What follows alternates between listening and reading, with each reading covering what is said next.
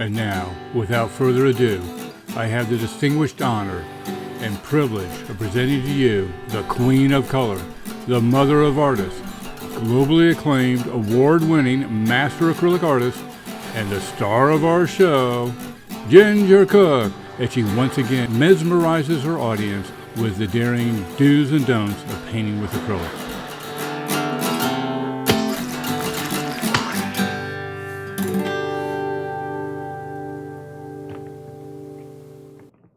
Hey, Ginger. Hey, John. Hi, are we live? Yeah, oh, that camera is screwy. Which one? This one here, right? Yeah, it's pointing the wrong way. Yeah, it is. I thought so. All Good. right. Well, in case you guys are wondering, we moved our studio all the way around. Over the weekend, we rearranged where John is and rearranged where I am. Well, no, I stayed in the same place, but we rearranged stuff. We moved stuff around. So John, as you can see, is moving my camera closer to me. It's an earthquake. It's an earthquake, you guys. You see, I think that's good. That looks good. And see how it's got a little odd here in the corner window here. This one, right there. That's a little odd right there. But all right. Oh, that's why I changed this camera.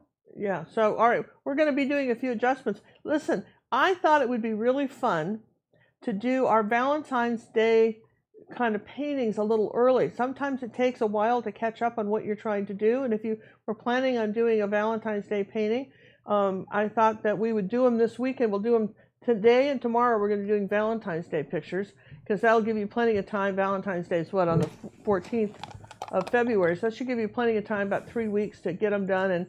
And if you were going to make a note card out of one of them or something, get them printed out and sent to all your Valentines, or maybe just give one to yourself or your significant others in your life.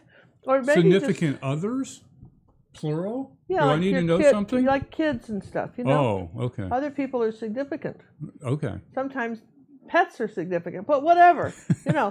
I just want to make sure I'm not missing something. If you here. got to mind something, to, you know, it's give us a gift. Let's just start early. I thought that would be sort of fun. I know there's a lot of snow out and everything. It's January and the winds are, you know, rising in some places, and there's snow flurries. Houston's warming up a little bit, but I thought, well, let's just play with some flowers today. So we're going to do that. And the first thing everyone asks is, where's the traceable for this? We're going to learn how to draw these things in. I know you're frightened about that. Don't be. We're going to really, I mean, if nothing else, you'll come away from here really understanding how to make tulips, you know. Maybe not something else, but tulips you're going to get. I just have a good feeling about you guys, and I want to thank everybody for joining our live presentation today. I know that we've got some, you know, we like to do live on Sunday afternoons because it helps our friends that are, you know, across the pond, as they say. You know, maybe gives them a chance to watch it too, and as opposed to just doing it on evenings, like Monday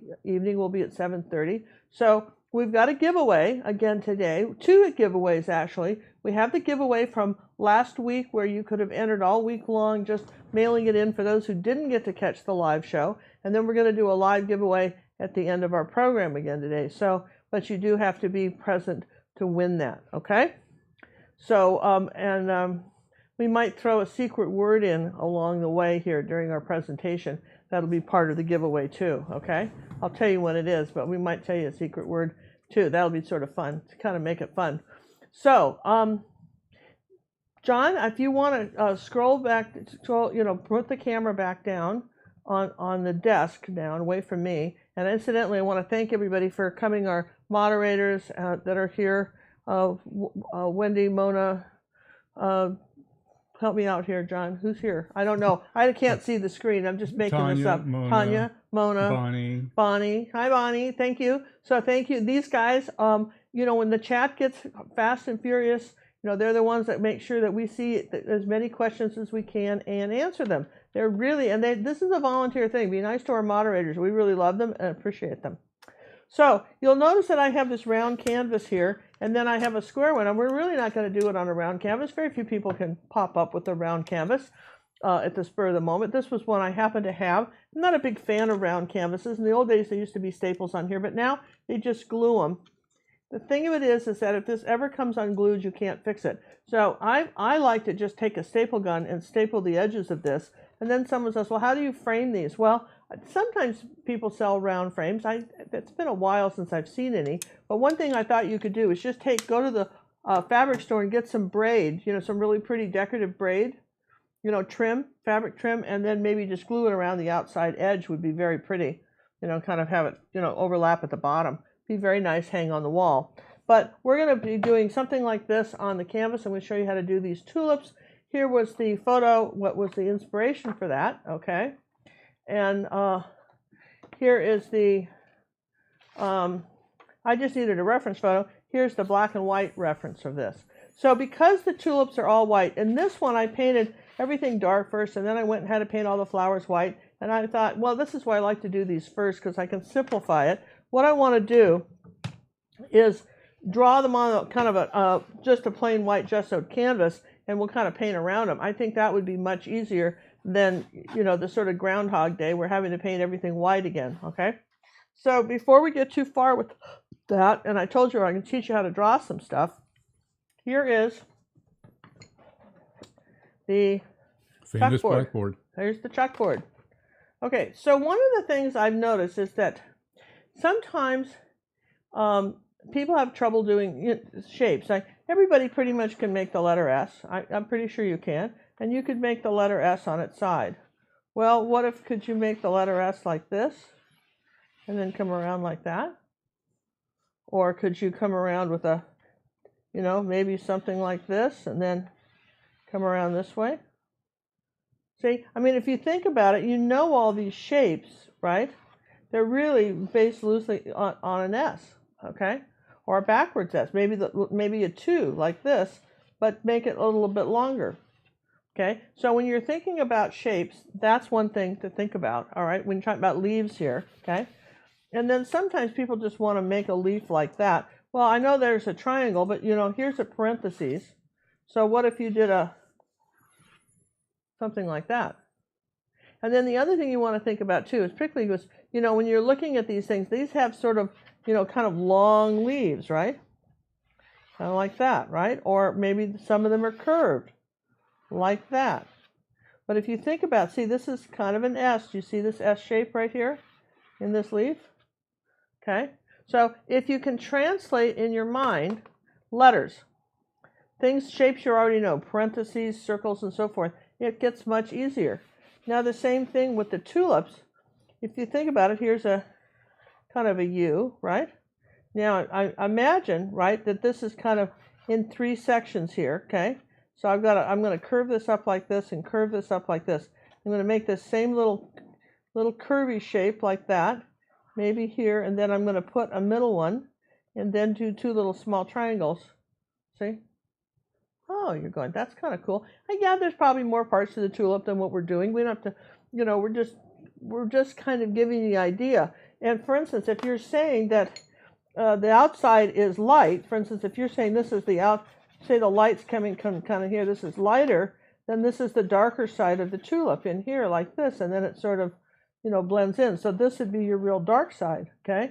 And maybe, for instance, I don't really have a lot of different colored chalk. I probably should get some chalk. And maybe it's darker in the center. Obviously it would be pink, but it's darker in here, maybe, than here, all right, on the inside stuff. So that's kind of what we're going to be doing. We're going to kind of do these shapes. Some of them are a little bit, sometimes we have something facing in a direction like this. Sometimes we're going this way with it.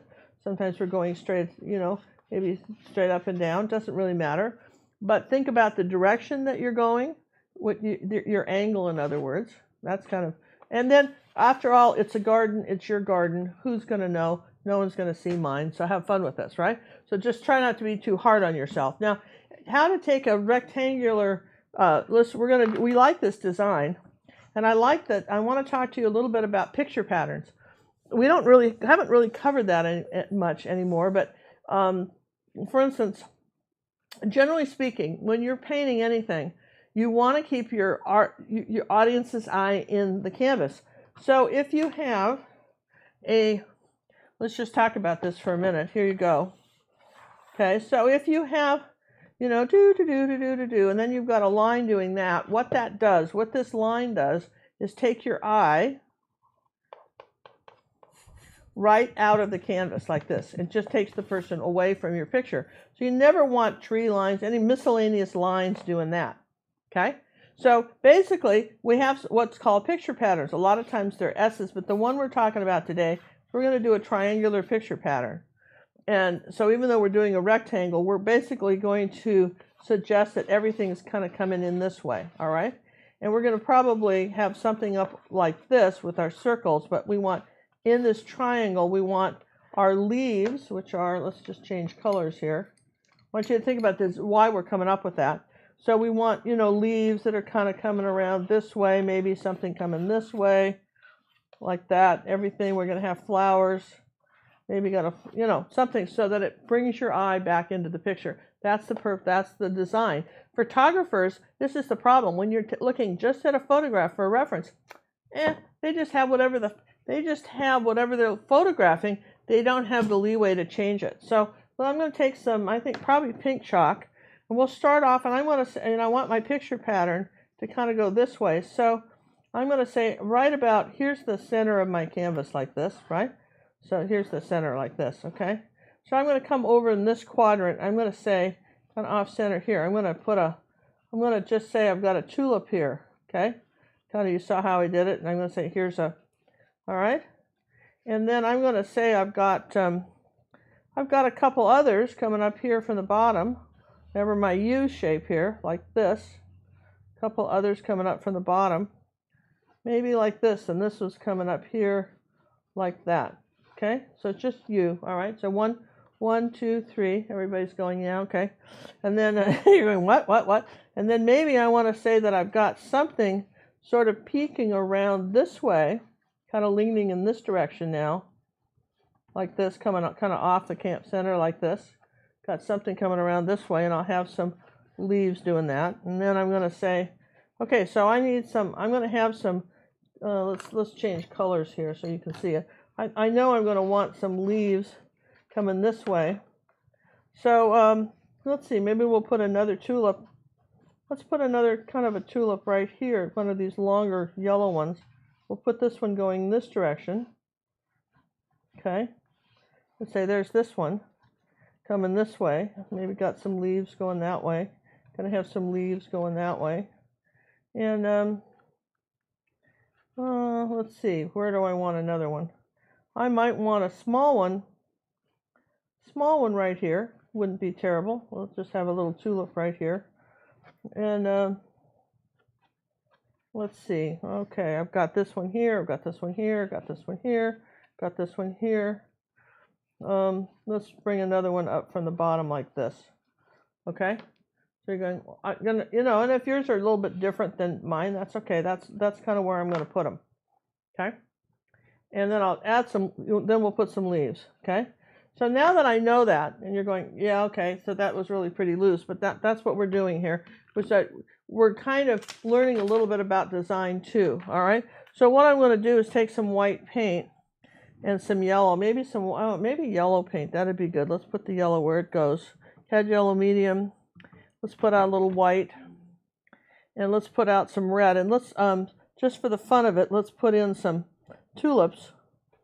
We'll start with some magenta. Now I wanted to discuss with you that there's something called design magenta, and there's also something by Matisse. There's also something called magenta quin violet, which is a different color altogether.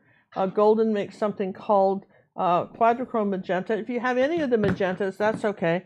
Just start with the magenta, and the more magentas the better. But if you don't have all the different ones, it's okay. It's all going to work. Okay. So let's just take a small brush, and I'm going to take some white and yellow paint, and I'm going to decide which ones. I decided I wanted this one to be a yellow tulip. So I'm going to just do my first layer of yellow in here. Okay, just like this, first layer of yellow, paint around like this. Now see the U that we've got coming, and let's take a little bit of yellow oxide, as long as we're painting here. And if we're saying that there's some inside the flower in here, or some petals on the inside like that, we're going to put those in here like that. All right, so we've got that. Maybe it's a little bit darker down here at the base. So there we go. We're going to just paint that in, that one in. Okay, so far so good, yeah? So far so good. Now where else could I do another yellow? Now I like the pattern I had here with the 3 yellows and part yellow. I like the pattern on this. And so maybe I'll put some, maybe I'll make this one a yellow too. Say let's make this one yellow, like that. I'm just going to come up here like that, paint right over the chalk. This is a 9x12 canvas. It's a 9x12, yeah, 9x12 canvas. You know, but you could use it 8x10. You know, I mean, what now that I've shown you, and just kind of make this one a little bit, you know, sassier here like that. Okay, showing you how to do it, and I like that one. I've got this one. I think I want this one here to be partially yellow too. The reason we're doing yellow first is yellow really only paints well over white. You can paint red over a lot of stuff, but yellow really is happiest white. Okay, so we're gonna say here's some yellow ones. Okay, there's our 3 yellow. Now let's take a little bit of white and magenta, and let's just start up on this one. Come up here and say here's our magenta one, and I'm using an angle brush because I can just come right along here like this. Now you'll notice that I paint, a lot of times people want to outline the flower, and then they want to, and you know, they'll go around and outline the whole thing. You'll notice that I don't do that. I kind of start in the middle and then go somewhere else. You see that? We're sort of starting in the middle and going somewhere else. So here's this one, you know, and starting in the middle, coming up, because maybe your drawing wasn't as nifty as you thought it was when you first did it, and you can make some changes with the paint while you're doing it. And of course you can change anything, right? Okay, so here's these ones right here like that. It's doing that. And let's see, let's change colors. Here's red. I'm just going to get out some, here's red, okay? We'll get out some red as long as we're doing something. And I want to say here's a red one over here. This is a little smaller. I'm going to make the red one over here. Here's a little red tulip. Okay. Not seeing as much of this one. Here it is. Here's a red one. Put that in here. Maybe we've got a combination of red and magenta, and we'll put one of these off the canvas here like that. Okay. So, you know, this is the kind of fun where you can be a little bit bolder with this, okay? Then maybe you think, you know, give yourself a little room to be, you know, a little freer with, you know, how, I don't want you to think this is too scary, all right? Might make this, take a little red, make this a little bit darker down here, and I think I'm going to enlarge this one a little bit, make this a little bit bigger than I have it. So I'm going to do that, okay? So, you know, and you're going, yeah, I don't know, Ginger, this isn't doing it for me. That's okay. Understanding how paintings look first and how they, you know, and how they can look later is important, okay? A little bit of yellow and red makes a little bit of an orange color. And we're going to come in here like this and suggest that there's some more to this tulip right here than we just did. You can kind of loose impressionistic tulips here. We're not trying to do photorealistic tulips now. We're just giving you a little bit of, just a little bit of suggestion of tulips, and that when we're all done, they'll look like we've got a pile of them. Now, I may add some more later, but I've got these main ones, okay? Those are going to be my main ones. And I want to take a little white up on this one and, you know, lighten up some of this, kind of define the edges of this. There you go. Just a little bit of light. Okay, so that's that one. And we're leaving that one alone. Oh, let's take a little orange, yellow, orange color in here. A little bit of this red coming up on the inside of this one. Okay, something like this. Just bring this one up a little bit. Okay, so now let's finish our. Someone said, "What if I did a different background?" They didn't like the background we did on this one. They didn't like the dark. You could have done this light blue, but you'd still need it dark around your tulip. So what we're going to want is dark around the tulip. So what I'm going to do is I'm going to get out blue, ultramarine blue, and probably dazzling purple, and we have yellow, and I'll put some yellow over there by this. we're going to make a dark green. And pretty much, and this is going to be we're going to make the underpainting, and then we'll keep going with this picture, all right? So while we're doing this, painting everything in dark green, John, do we have any questions we can answer? Yes, we do. I'm glad you asked, Ginger. Oh, awesome. All right, so we'll answer some questions while we're doing this. We're making a dark green color, you guys. How many other picture patterns do artists follow when plotting a picture? Oh, there's a lot of different picture patterns, and you can actually get a book on that, picture patterns, which I really recommend you do. An S picture pattern is really a very common one. An S that's going like this. You know, sometimes you see that with roads and so forth. An archway is one that's a good picture pattern. A Z is a good picture pattern. Let's see, what would be another one? Well, those would be, and let's see, what would be the book? I think if you go to my Pinterest board, if you guys ever, I haven't updated it in a while, but if you go to Pinterest, well, I do update the paintings on it, but as far as, the stuff, you'll see books I recommend, okay?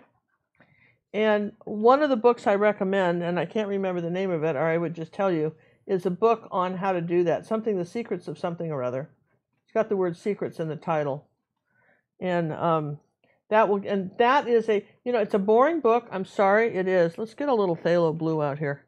It's a boring book. I've recommended it to students who have been taking lessons from me for years, and they want to improve their artwork, and they say, "Oh, I can barely get through this book. It's so boring." I said, "I know. For some people it is boring." This is one of those things, if you want to learn to design. Yeah, a lot of times it's how something's presented. You know what I mean? For one person it's boring, for someone else they're just glued, right?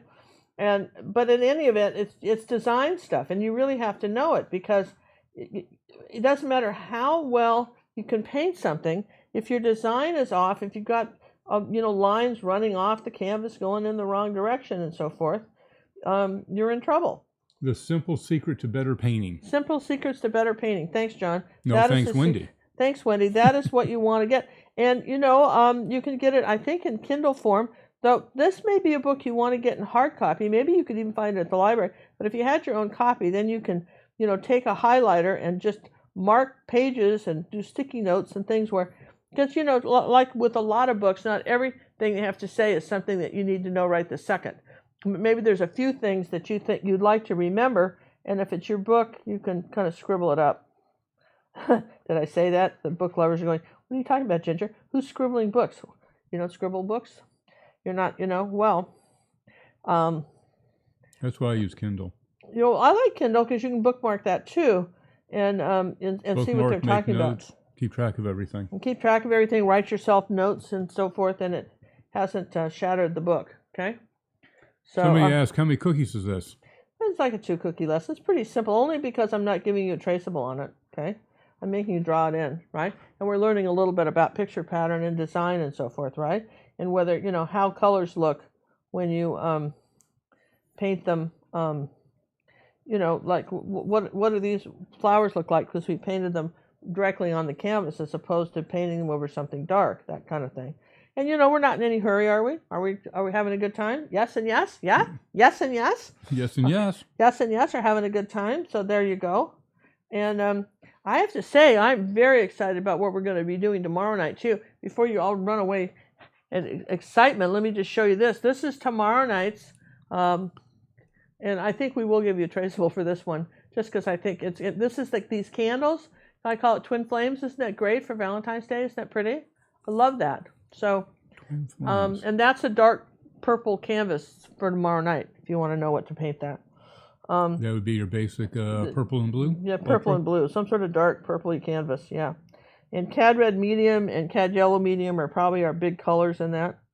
That's what we're going to use. Okay, so, all right. So this is what I've got so far. I haven't really done much to the flowers, but I've sort of blocked them in, right? And you're going, yeah, it looks like somebody 6 years old painted this, and that's okay. This is kind of where we are, okay? This is absolutely where we are. We may put some more tulips in, but we've got these now, and these will be our brightest ones. Does that make sense? These will absolutely be our brightest tulips. Now, at this point, I probably have to dry dry it. That would be a thought. Yeah, good thought, John. I've got to dry it. And John, you might. We've got something kind of exciting to tell you too. We knew Valentine's Day it's a big holiday in the United States. Believe it or not, I don't know if it is. We have some friends that are watching in overseas, and I don't know if it is for you guys, but in our neck of the woods, it's a kind of a big deal. And so we decided to do a Valentine's Day auction of some of my original paintings for Valentine's Day. John will have them up on our auction site by tomorrow night, maybe. Sorry, I'm sneezing now. Okay, I'm going to just dry this when John's going to answer some questions, and we're going to kind of mute the mic so I can dry this, okay? Okay, you're muted. All right. Hey, I'd like to thank Miss Brooke for the donation. Do appreciate that. Someone more came in on the PayPal. I'll bring up PayPal and take a look for that. Reason for not drawing the background first was she wanted to have the flowers the brightest, and instead of doing the background first, then painting the white, and then painting on top of that, she did it the other way around. Just put the flowers on first because it's the brightest, and over the white, and then she did the background around it.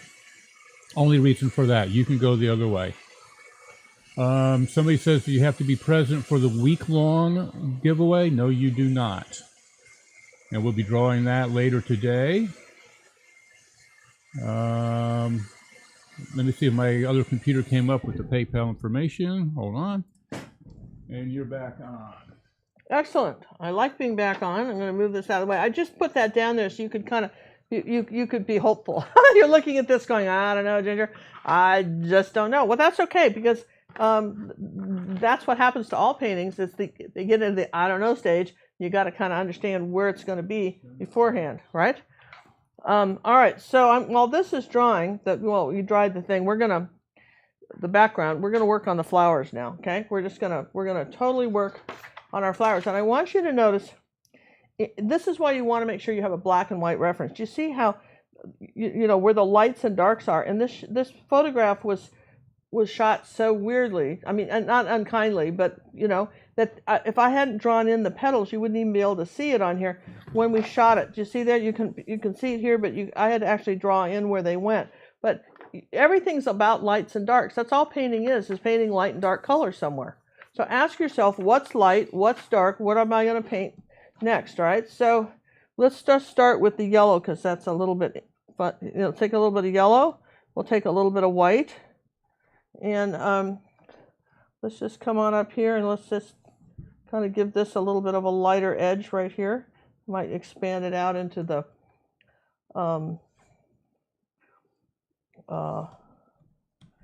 there. Just look what a difference that just making that little bit of white right there did.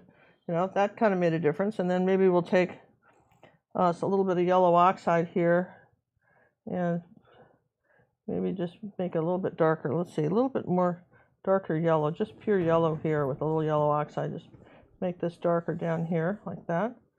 Okay, so that's all we're going to say about that one for now. And I'm just going to come around here, and as I paint these in, and you don't want big blobs of paint on your brush, if you get a big blob, wipe it off. John, I can answer questions while I'm painting these in. How about that? Okay. Christina would like to know, can you use a wax release in place of the tulips if you're painting the whole background in?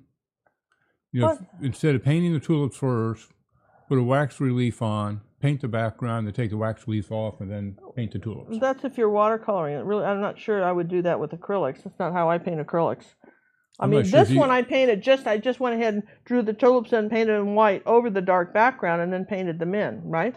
I'm not sure if the wax would come out of all the canvas. I've never done that in my life. I certainly wouldn't start recommending that now. It sounds crazy. Sorry. Okay, Christina, not saying you're crazy, honey, but if you're a member of our club, show us how you did it. We're loving it. If you're a member of our Ginger Cook Facebook club, we love when everybody's been showing us some great stuff. Can you tell me more about that club, Ginger? Well, we decided that you guys needed a place to. People always say, "I wish I could show this painting. I so love what I did. I wish I could show it to you." Okay, so then we decided it would be nice to have our own Facebook club, and where you could go ahead and show us not only just the tutorials from our online academy site, but also from from what you've just seen on YouTube. Anybody, you don't have to be Academy member to be a member right now. And so but we wanted a safe place where nobody was going to, where we would screen the paintings before you put them in, so that nobody just slipped anything weird that would upset anybody else. And it was a friendly, kind place to be. And I've had people say, I just gave up on Facebook. It just wasn't fun for me anymore. And then I found your club. And what I love about the club is that everybody is lovely and neat. It's a place for me to show my artwork. And I'm so excited you guys did it. Okay? Thank you so much. I mean, this is the comments that we get all the time from people.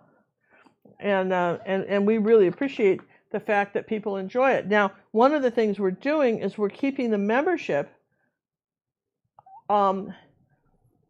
as far as open enrollment, where anybody can join. We're keeping it down to about 4,000. And what are we now, John, about 2,500? Yeah, a little over 2,500. We're a little over 2,500. Last week we were at 2,000. This week we're a little over 2,500.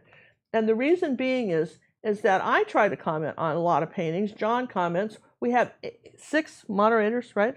Yep. 6 moderators that are commenting and offering helpful suggestions. You've got a lot. You start to make friends and start to know the artists that are posting, and people get to be friends with you. You get to be friends with them. You get very, very helpful hints. We have some from some of our artists have been painting a long time, and they're very kind to others. And this is a great place to feel safe about your artwork and show it, even if you never get it past this beginning stage, even if this is as far as you ever got with the tulips, and you sent this in and said, I need some suggestions, somebody would make them. And very helpful, but no one's going to say anything negative, because if they did, they'd be gone. So we invite you to come, play with our Facebook artists. I think you'd really enjoy it. And again, after we reach 4,000, then I can't say this clearer, because people really listen to me when I'm saying this now, okay? Let me say this really slowly. Because we want to keep the group small enough where your voice can be heard, your painting can be heard. Some of the Facebook groups get so huge, and and the posts go by already very quickly, that you're just lost there. That's why, it's just like kind of spinning over the windward side of the boat, just gone, right? Just gone, right? So that being said, we sincerely hope that you will still come play with us and enjoy doing it. We just really hope that you'll come and join our Facebook club and enjoy the fact that you're grandfathered in. Right? Once you're in, okay? But after 4,000, the only members that we will be putting in then will be members that are a part of our Art Academy of Fine Art, our art school, online art school, and that they will, that'll automatically come with their membership. But for instance, but once you're, in our club, you're in. Nobody's kicking anybody out. One lady said, "Well, I don't want to be kicked out when you reach 4,000."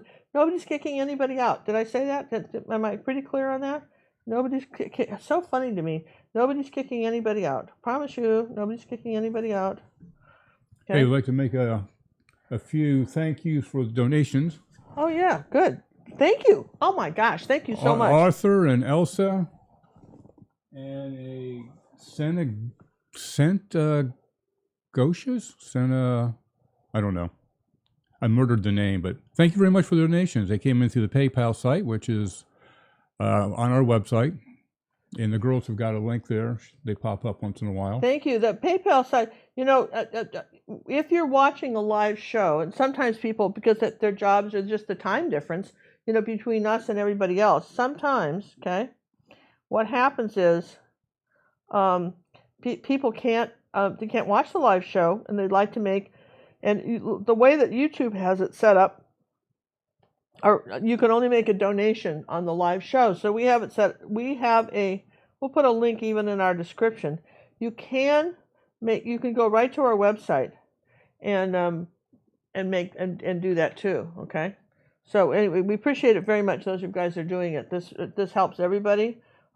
We try to scholarship new people every month into our art academy, and we are able to do that because of you guys, and it also helps cover the cost of some of our paints.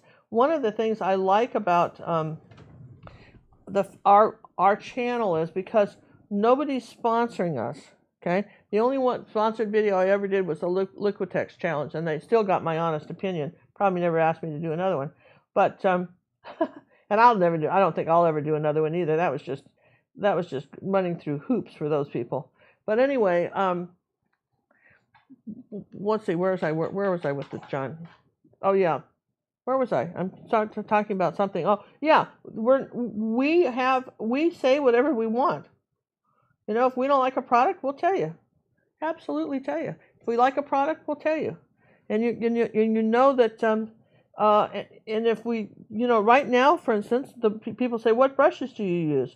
I use ruby satin silver angle brushes for some, probably on these small paintings, about 90% of what I paint, I use these little small brushes.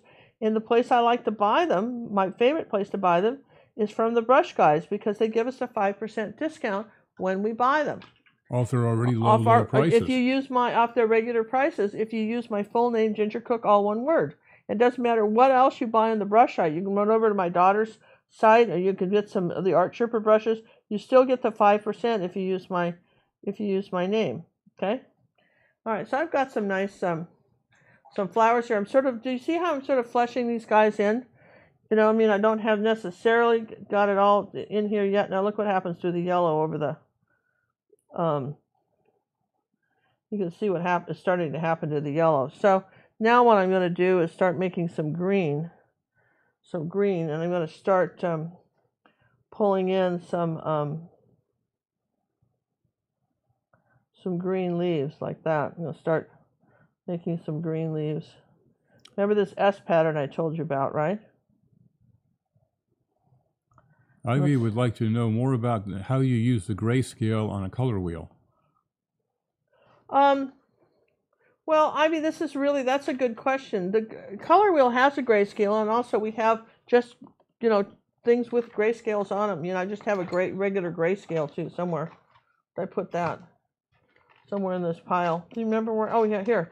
So you can buy grayscales just like this, And so how does that work on a picture? Well, if you take, let's see, where's the flowers, right? If you take this picture like this and say, where am I on the grayscale? Now this did print out a little light, I think, John, this on your computer, because I think this is darker, right? But basically, I just did a straight copy. I mean, that's what the copier saw it as. Yeah, that's what the copier saw it as. You see the yellow reads as white. Do you see that? Light yellow reads as white. Do you see that?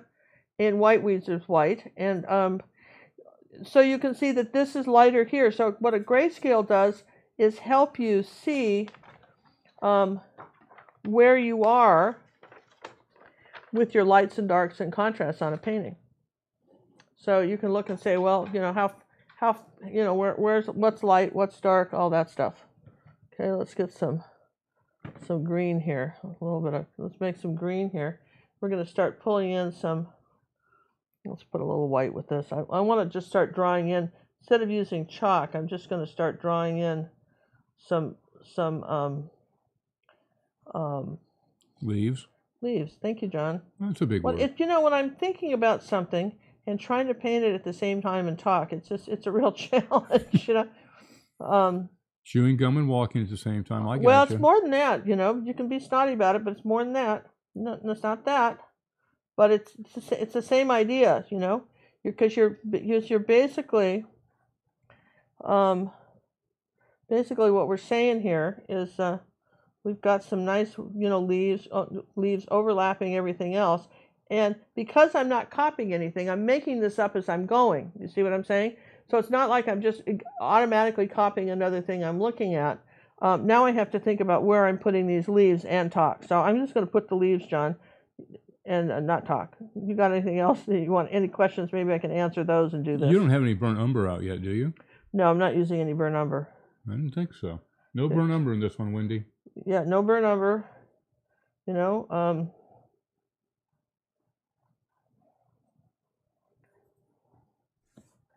so basically, what we're saying is that we've got nice green leaves here and there, right? And I'm gonna wiggle some up this way, and just try to get loose with your shapes. That's what I would tell you, is to try and get loose at this point with your shapes. Kind of having the light come from the left down. This is where so one side of the leaf is going to be lighter than the other. I don't want to start that yet until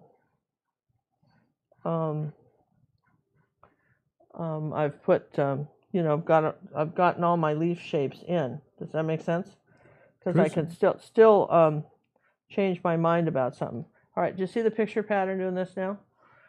And Chrissy would like to know, could she use a matte medium for blending of the tulips? I don't think you need to do that. Use more paint.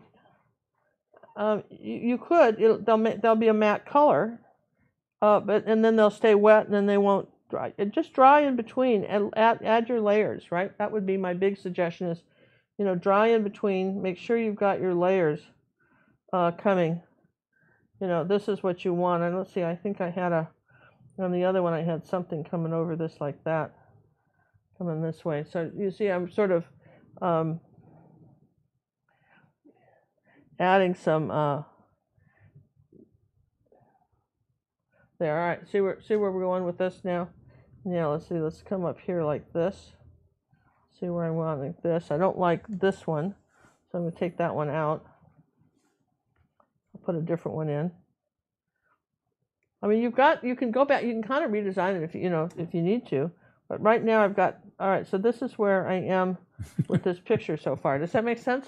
See what we've done? And now I have to just decide, do I want to add any more tulips? Yeah, I do. I want a few more tulips, okay? So let me dry this, because I can't paint tulips over wet green, all right? So John, take it over for a second. Wait. How does Ginger know how it's going to look at the end? I think it's a gift, or the gift painters have. How do I know how it's going to look at the end? Well, look, I've got this as an example of how I kind of want it to look, and I had everything going up here because it was a smaller area and it was round, right? So I want it to look something like this, but it's going to look like this, but I want the same feel. So in other words, this is part of the same feeling, okay? And I had sort of an example of this, but the leaves weren't as curved and as pretty, right? But you can see kind of where I was with this. Does that make sense?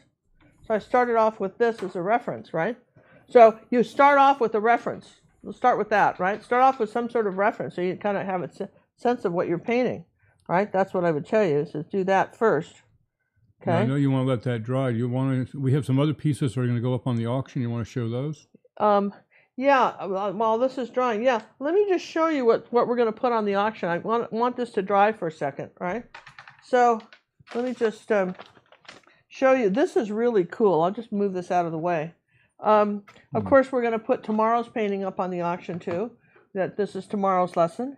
And do you guys remember this wonderful one with the lights? And this is the palette knife painting. I thought that looked very Valentine's Day painting. This was done on a really kind of 8x10 canvas panel. Somebody had a question at the very beginning when we first started off. How can you fix a canvas board? I don't know what happened to it. She didn't say. I don't know if it's peeling apart, if you got a dent in it or something. But she'd have to be more specific, because I think here's the thing: canvas panels are canvas that are glued on top of. See, it's glued on top of. See the little glue line? It's on top of very stiff cardboard. So if it gets damaged or wet, I think you're kind of screwed. Sorry. Really, I mean, just, people say, what can you do? It depends on how you've damaged it. If you get some paint on it, you can paint over it. Here's another one where we did a rose. This was a YouTube lesson, a rose. So, and remember, these are all lessons on our website. So, these will be auction paintings, but, feel free to go to the website and just paint yourself something for Valentine's Day too. That would be fun. Here's another one I thought would be a good Valentine's one, the Bird of Paradise. This is a YouTube lesson, remember? This was one you could do on YouTube. And this is also a YouTube lesson that we're also going to do our, That's been a popular one. Yellow flowers. This is really, I love this. Love this painting with the yellow and the purple and all that. So this is, one of our YouTube lessons. Surprisingly, this is too, and this will be another one up for auctions. The pink watering cans. I thought that was a very pretty Valentine's Day picture. And now here's one that you guys, we never did the tutorial on. Okay, you ready for this? I've never done a tutorial on it. I thought I would just put it up for auction anyway. Here's this. Don't you think that's kind of neat? The bridge with the flowers and the couple and the wedding dress and all that. So maybe you know somebody that is feeling very romantic. Anyway, this will be an auction painting. And then one of my favorite ones is one we have as a lesson on our website, and this is our roses with the glass vase. So these will all be for auction. It'll be a 2-week auction. It'll end February 5th, so that if you we can get it to you in time for Valentine's Day. And also, you'll have the option of being able to pay for it over 3 months if you don't need it right away for Valentine's Day and you just want to own one of these original Ginger Cook paintings. And anyway, that's what we've got for our auction. I think that's really cool. Don't you guys think so? Valentine's Day auction? Great idea. She came back and said it's a warped canvas board. All right, so if it's warped, what did somebody tell me they did? They moistened it and put it between a heavy book. They put it. Somebody said the warped one. They moistened the back of it and put it between, probably the Saran wrap over the painting, right? Something like that, so nothing sticks to it. And they put it under weights. Yep. And they said it straightened out. Yep. So that that they've done, Okay. All right, this is probably dry. That was a good idea, John. Then I didn't have to use the hairdryer, and we got to share some of our exciting things with our stuff, right? That's what I thought. I just think that's just a peachy idea, okay? I want a wise use of time. Yeah, well, these things happen, and we appreciate everybody watching. If you haven't subscribed to this channel, please take a moment and do so. Did you know that half the people that watch anything on YouTube don't subscribe to whatever they're watching? And we're so close to 50,000 viewers, you guys. We're really close, okay? And it's because of you. So if you would be so kind as to subscribe if you haven't, we would love you forever for it. Thank you very much, all right? So now I'm going to come out here like this. Sounds like a PBS little plea there. Yeah, yes, and they're effective too, aren't they? You've got a copy from the masters here, right? All right, so I'm going to put another one right here. Let's put another little tulip thing here, right? Let's say we got another one here, a little pink one that's coming this way. I think that we needed something there. Now that I'm kind of looking at this, and we're all just making this together. All right, so maybe I'll just put just the color here to suggest a flower. We don't actually have to have one. We're just suggesting if you put a little pink there, someone will think there is one, even if there's not. We hope to have the auction pieces up later tonight or tomorrow. It'll be up before the show tomorrow night for those that are interested in that.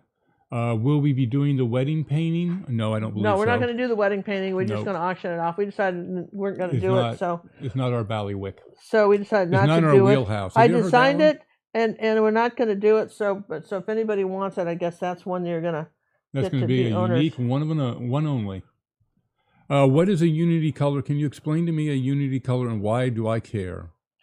Yeah, unity colors. That's who asked that one, John? I'm sorry, it scrolled way back up there. I could not tell you. You can't tell me. Okay. I can make up a name though if you'd like. No, it's all right, John. It's all right. you just hang in there, baby. You're just scrolling by today. You have 500 people on here. What is a unity color? Well, years ago, do you guys remember the old Walter Foster books? They used to be like $1, and they were the sort of paper, big book like that, and it would say, how to draw horses or how to draw cats or. He had hundreds of them, right? And I used to collect those. I used to love those. And there was this one about color, okay? And it was really a book on how to do palette knife abstracts, but he talked about a unity color and what the thinking was behind it, okay? And as I put out another color here, speaking of that, I'm putting out yellow light, Cad yellow light. This is a Naples yellow light. This is like almost a white. This is really light. Okay. What he said was, look at the difference. It's not quite white, but it's close. Okay. Just sometimes you got people say, "What do you want to own on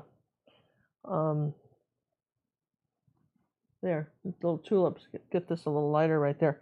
So unity color basically is if you take something like raw umber, this is probably, and is a good unity color, and you add it to all your colors, a little tiny bit like salt or something in a stew, and then you leave it out around your center of interest. For instance, if we'd added a little bit of raw umber to every one of these tulips, and then we left out a couple, those tulips would automatically be brighter than the others, and it's so subtle you don't see it, and your eye would then go to those two tulips. It's kind of it's an interesting. Wait. Which ones are going to be brighter without the unity color? Without the unity color, they'd be brighter. Okay, so there's a couple of tricks to that, but that's basically what we're talking about here. Is see, now we're starting to add the lights. Okay, see what I'm doing here? Now we're starting to add the lights. Everything's about lights and darks. Somebody sent me a painting today with Caroline's the one that asked the question. Okay, thanks, Caroline. Because somebody sent me a painting today, and I do art help. I'm your art coach. If you want art coaching, become a member of gingercooklive.gallery and get personal art coaching. It's a great thing. Okay, so and anyway, somebody sent me in a painting today, and they'd done some water, and they'd done a cliff, and the water and the cliff were the same color. So this is back to that value again. So when you made them a black and white, they were like this. So you couldn't see the water and you couldn't see the cliff because they were all the same value. Wherever there's a light, there's a dark. And so if you can remember that, right? So if you have a dark value, you need a light next to it, just bottom line. And probably the most contrast is going to be on your center of interest, okay? The part of your painting that's going to be the most prominent. That would be what I would say. Be the most prominent. Okay. So now we're just layering on colors. Do you see that? I'm just deciding which colors I like here. I started with the magenta, but maybe I want a little bit of red. I'm just playing with all the reds.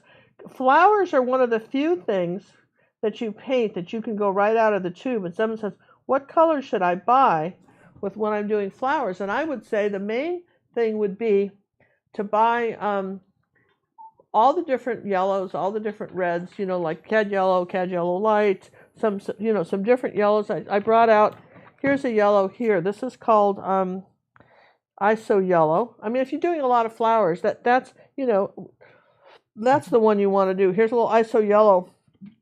And it's an interesting color. Could we have made this, it's almost translucent. Could we have made this, maybe mix something like that? Yeah, you kind of can, but yellow's a primary color, so now you're talking, you can't really make primary colors. You can get something close, though. I mean, not perfect. You can absolutely get something close. Okay. Yeah, we'd like to thank Eric for the donation. Appreciate Eric, thank you very much. He said something. Wait a minute. He said something. Went scrolling by. Okay, what did Thanks again, Ginger and John, for all that you do. Greatly appreciated. Thank you, Eric. And he did show up late, and he wanted to know, could we start over? No. No, we can't start over, Eric. But Thanks for asking. You haven't missed out on the contest yet, right? No. Mary would like to know, Ginger, would painting of flowers and golden opens be easier to blend? No.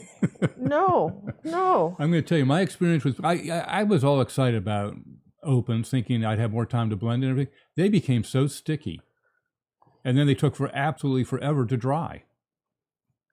I was very disappointed. I thought I'd found a way to paint like Ginger. I think golden opens are really good for portraits. I think they're good, if you're a portrait painter. There's a learning curve, and that's a learning curve in using anything. If I were to take up airbrush painting, I wouldn't just go get an airbrush machine and start pushing buttons. I'd go find someone that understood airbrushes and could explain it to me, right? Every medium needs its instructor. How's that? There's a learning curve on so much of this stuff. That's what I would tell you. See, this is kind of a pretty blue-green here like this. I love that. Just, why would we maybe want some of that color here? Because turquoise, blue, is a complement to orange.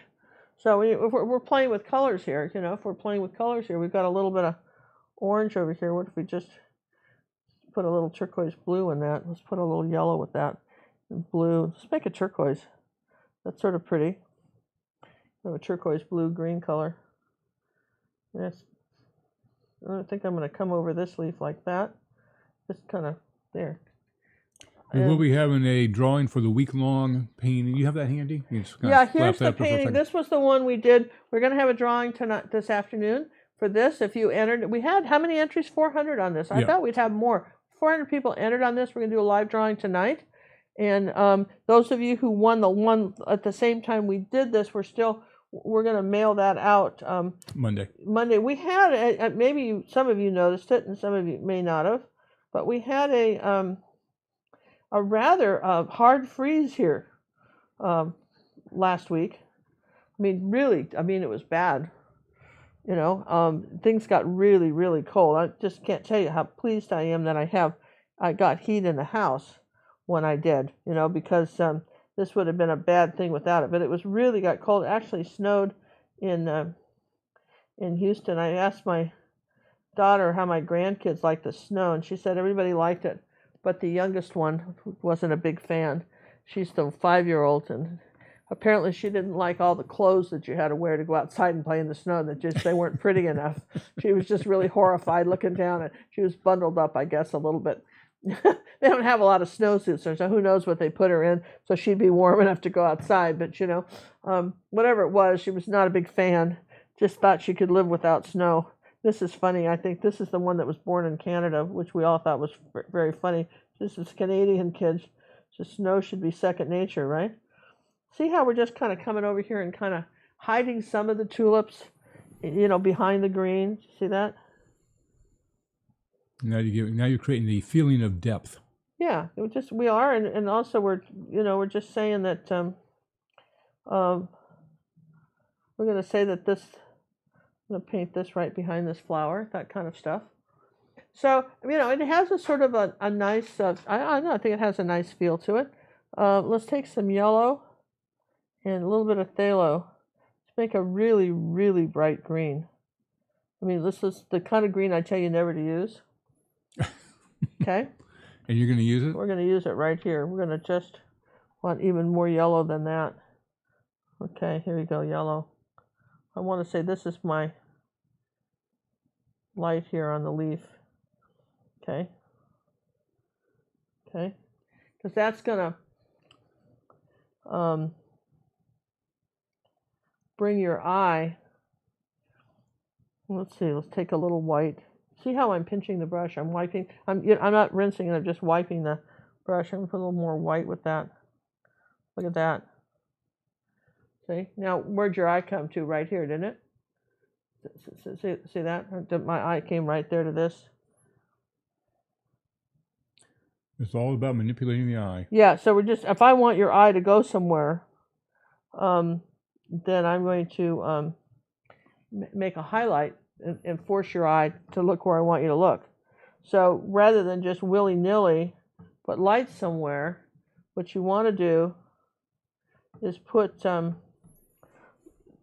where you want your where you want someone to kind of be looking at what you want them to see, right? Because your eye's going to go the first to the lightest light and the darkest dark, right?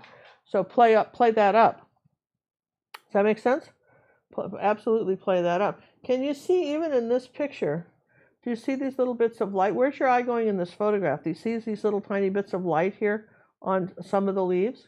Well, you could copy the photograph, or you could say, okay, that's a good trick. Where could I just put a few little accent, a light colors? Where could I put that? And where would they be the most effective? Okay. Okay, so you can ask yourself that. I still want some light areas, coming up here. I know the lights coming this way like that. I also would like to know, how do you determine where to put the lightest lights and the darkest darks? Well, that's got to be around your center of interest, and I've said that this flower is more important than the others. Does that make sense? I've said that I like this flower better than the others. This is my favorite flower. Okay, I'm saying this is my favorite flower, right? It's my flower. It's my flower, right? I'm going to just come here like this and just say, I don't care. I'm not a big fan of this one. So I'm going to just say that this flower is tucked back here, this yellow one. Okay. And I'm going to even make it skinnier. I got it bigger than I want, so I'm going to, look, we're going to give it a diet. Going to make it smaller. See? Darlene would like to know, is creating harmony in a painting similar to using a unity color? Well, oh no, that's semantics then. So I can't say, I couldn't really, say for sure if that's true. I don't know. But, harmony, I mean, that's, again, we're talking semantics here. What I mean is that, then we're getting into a language thing. So I don't know. So, but you really, I mean, what you're talking about here is, you're talking about, everything's a light or a dark. If something's in front of somebody, something else, like this leaves behind that one, so it's in shadow, right? These are kind of in shadow here. Maybe it's a little lighter out here. You'll notice that I'm just still just playing with this as we talk, right? Okay, so putting the flowers on here, the petals. This is going this way, so this, let me get some more yellow out. Where did I put the yellow? Here. This is going that way, so this flower has to bring your eye back around. Does that make sense? Since that flower is leading you off the other way. So let's get some more white out too. Becky would like to know, if you combine several different photos to make your own painting, could you call it an original painting? Well, you could just paint from one photo and call it an original painting. If it's just a photo that's copyright free, sure, still your painting. It's their photo, it's your painting. But when you start designing a painting, for instance, like when you start designing paintings and you want, and it gets a little more complicated, you have to remember though, when you start combining, here's the thing, you guys, and this is important too, right? Okay. When you start combining, where did I put the white here? When you start combining lots of photographs, I've seen people do that, and they just make a mess of it. Because, this is like asking someone to compose a symphony and make, okay, here's the analogy. You're learning to paint, and you can't write a symphony for the oboes and the violins and all that stuff and be the conductor. You know how long, not just, you're trying to conduct a symphony basically in paint. So sometimes you have to be able to you have to really understand design rules and follow all those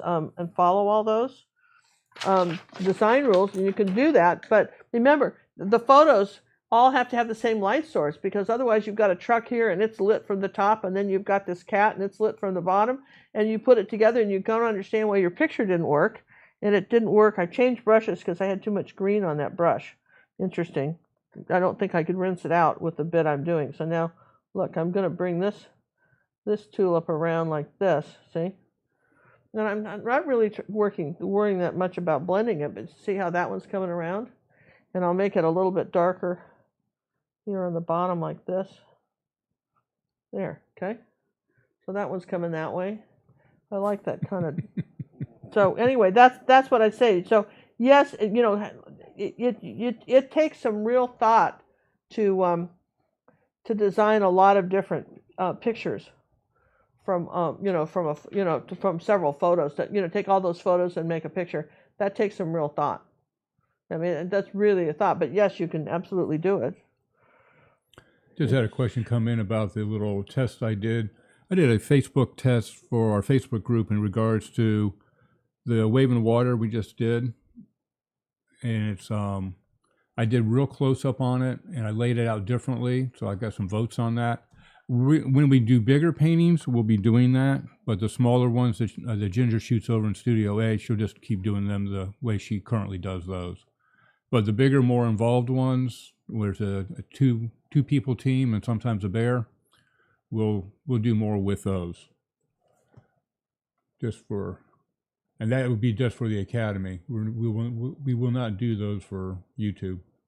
Yeah, you've got to understand, some of our big lessons on our Academy, if it takes me 5 or 6 hours to paint them, it takes John 20 hours to edit them. Yeah, mine's 5 times her shooting time.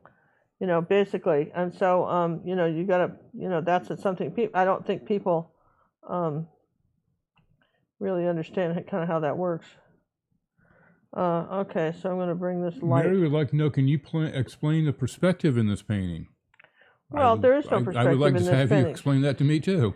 There's, look, you're just saying that There really isn't one in this one. There isn't one. Look at the photograph. All the tulips are basically the same size. This is smaller than that, but you know, there's no. It's just a close-up. It's like it's a portrait. There's not enough depth in there for a perspective. There's not a perspective. That would be the wrong term. Perspective has to deal with vanishing points and either in buildings or in landscapes where things get smaller as they go back, that kind of thing, like that. But see how we're getting see how these are coming along. We're not talking as much about this flower as we do. Ooh, look at that big hunk of paint right there. Lori would like to know when the next cruise is. Well, of course, we have my birthday cruise coming up. Well, of course we do.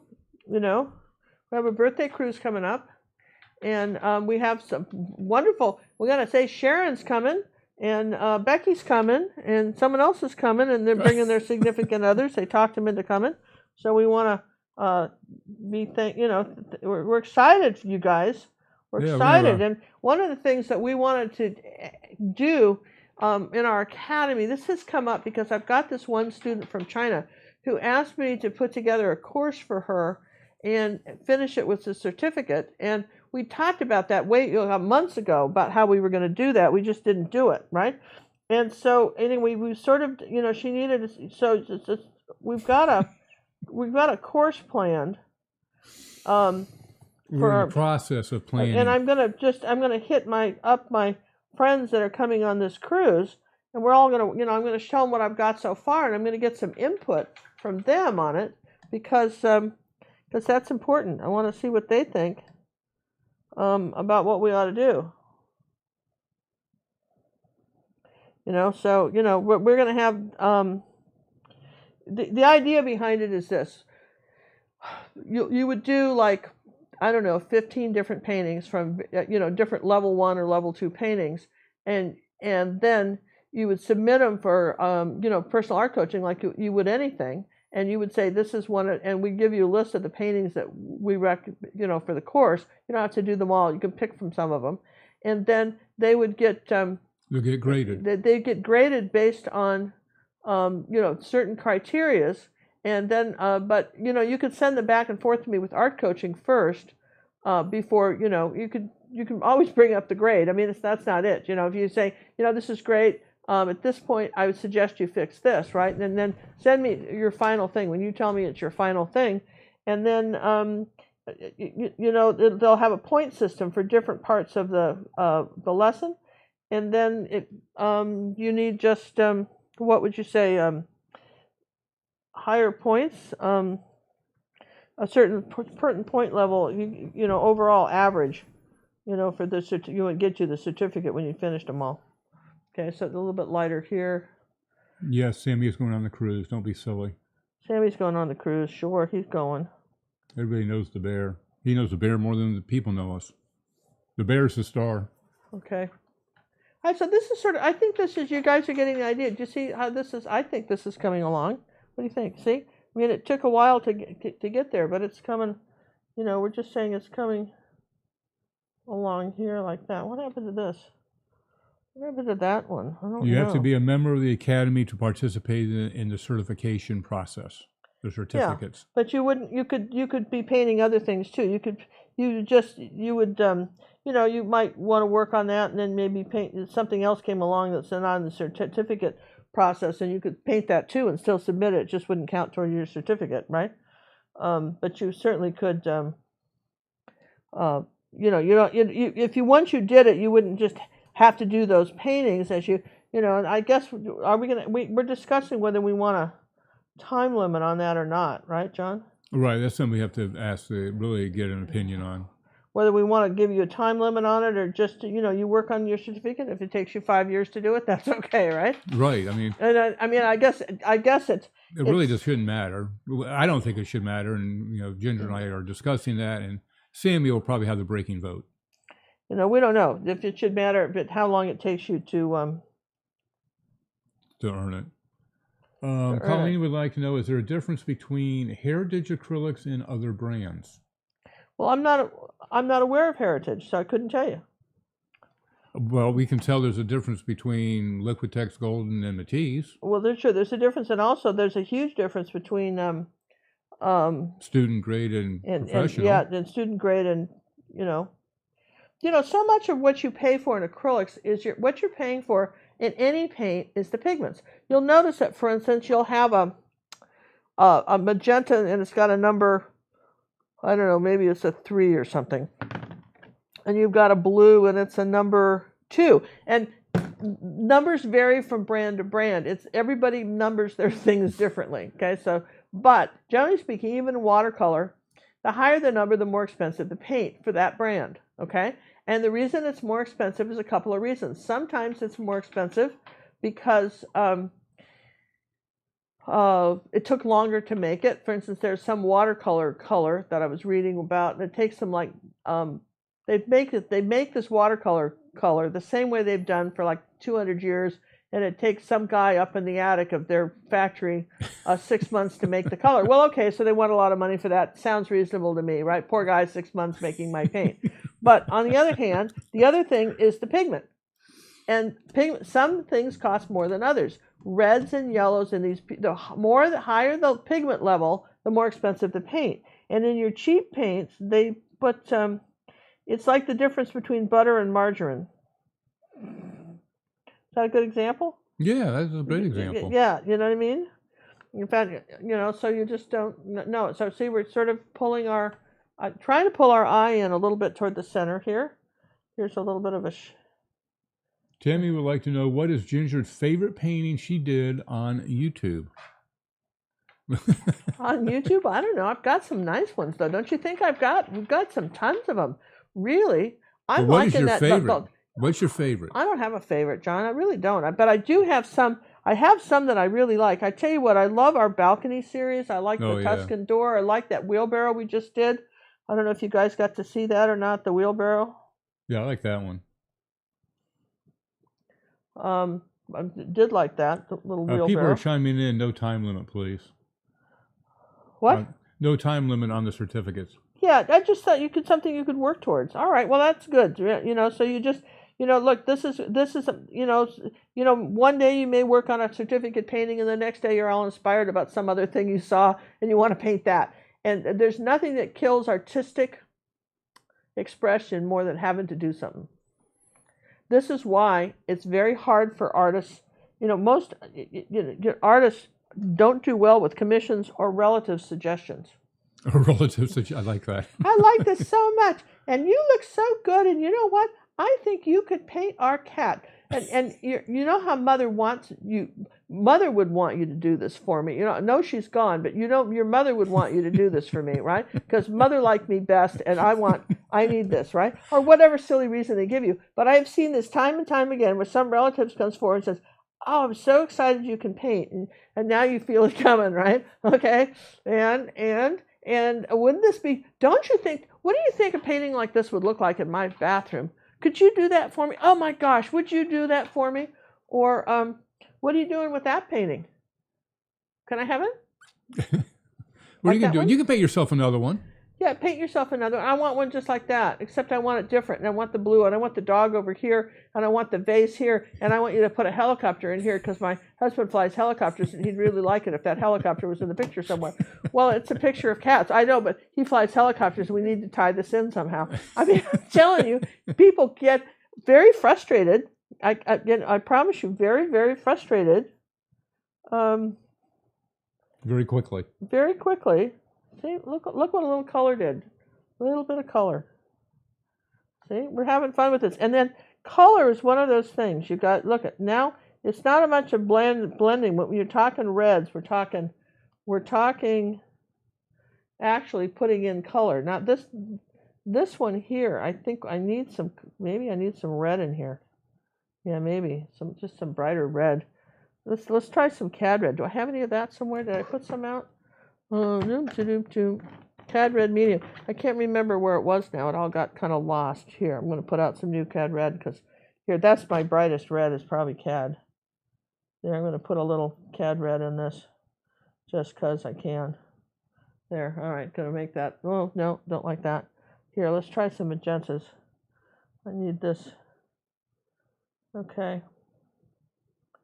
There. All right. Okay. And then let's try a little bit of white. Boy, the white just disappeared, didn't it? So anyway, yeah. So you got to have answers. Lie in bed at night and think of answers. Yeah, boy, I'd really want to pay for that. You know what I want? And you remember that new computer that I looked at the store like last week? Yeah, I'll do that for you. Can you get me that computer? Because I really needed that one too. You know, that's good, right? Come up with something what do you mean a computer? I just wanted you to painting. Well, you think the paint grows on trees? Who's got to buy the paint? Well, I'll buy the paint, yeah, but then I wouldn't have time to work to do my computer. So give me the computer, and I'm happy to do it for you. I don't know. I'm just kind of laughing, kind of kidding you guys a little bit, but you can see that I'm not kidding that much, right? So anyway, that's just the thought I had about this. Okay. Now, these two are too close to the same value. See that? So, okay, it's come up that we have an even number of tulips, and most of the time we are always odd. Why is that? Because I haven't put it, because we haven't thought about it yet. But it can be changed, right? Now, I'm going to have to lighten up this flower a little bit because it's too close to the dark leaf. I'm going to lighten this up just a bit right here. There we go. Because I want that to be, it's too close to the value of this leaf. I'm going to give it a little bit of a light right here. There, a little bit lighter edge, and I want some lighter color right here. There we go. All right. So you're saying that we have too many tulips and all the same. Either have too many tulips or not enough. You're an even amount, and we've always harped that you want to be odd. Well, you do. You want 5, 7 odd numbers like that. You're absolutely right. So good observation. So what could we do? Where would I be tempted to put another tulip? Maybe here or here. Certainly nowhere else here. I want to put, before I get too carried away though, I want to do another leaf over this one. I want to put another leaf this way over this one. There you go. All right, so keep that one going that way a little bit. I want everything kind of heading up that way. I don't know. Just makes. All right, we need another flower. Absolutely, we should have another flower. Maybe a little. I think the next place to put one would be. These two kind of overlap. This overlapped, and we could put one right here. Okay.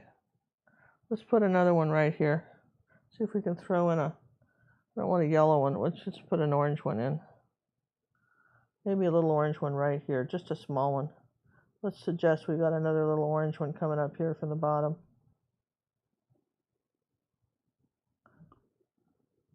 Just starting to come up here. That's kind of nice, right?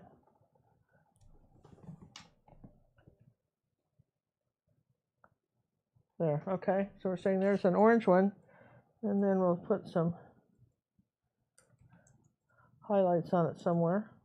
So any other questions, John, while I'm painting this? I'm waiting for one to come in.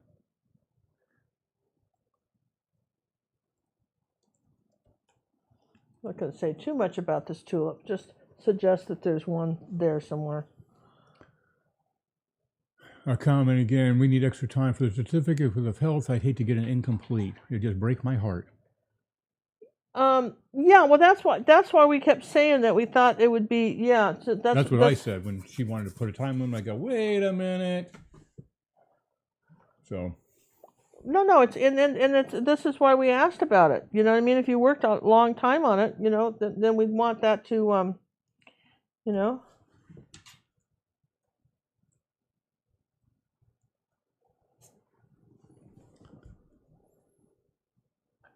Okay, that's nice.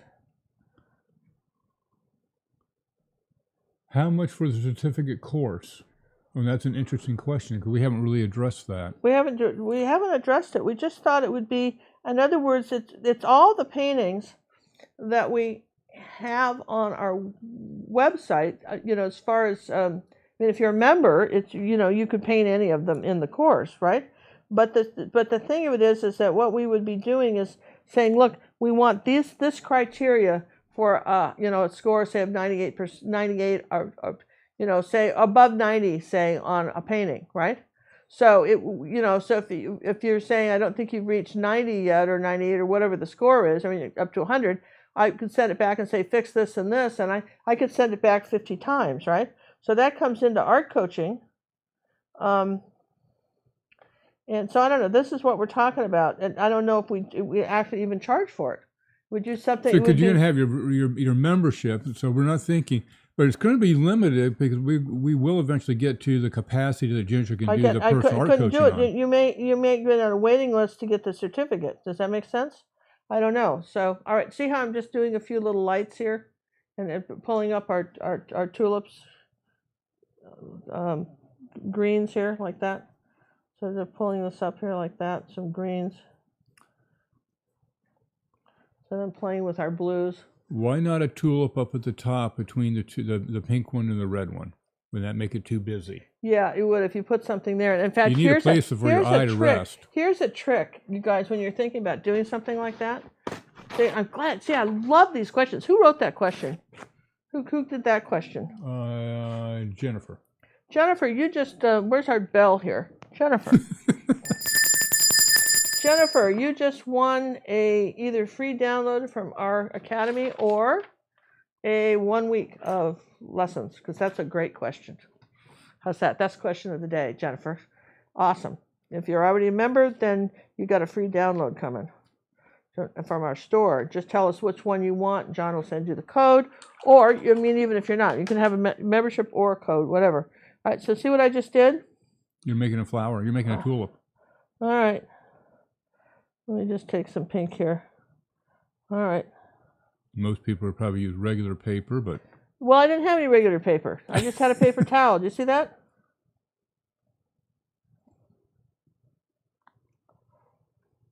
Not bad. But you have no resting spot for your eye now. I mean, now yeah, you're we had a resting bouncing. spot there for the eyes. So then you're saying, well, if it was smaller, I mean, if this leaf came in front of it, if you had a tiny little tulip there, if the leaf came in front of it. All right, so then you sit there and you go, well, what about here? What if you moved it, say, here? I mean, you can play with your stuff, right? You could do this in the computer. You could do this on your own, right? You can do this with different colors if you're trying to decide different colors of tulips. You could do it here. For instance, what if this tulip covered up that one? I think this tulip here needs a better shape. It kind of lost its shape here. So, all right, this is what painting is all about. Here, we just lost the shape of this one, so we're going to fix it.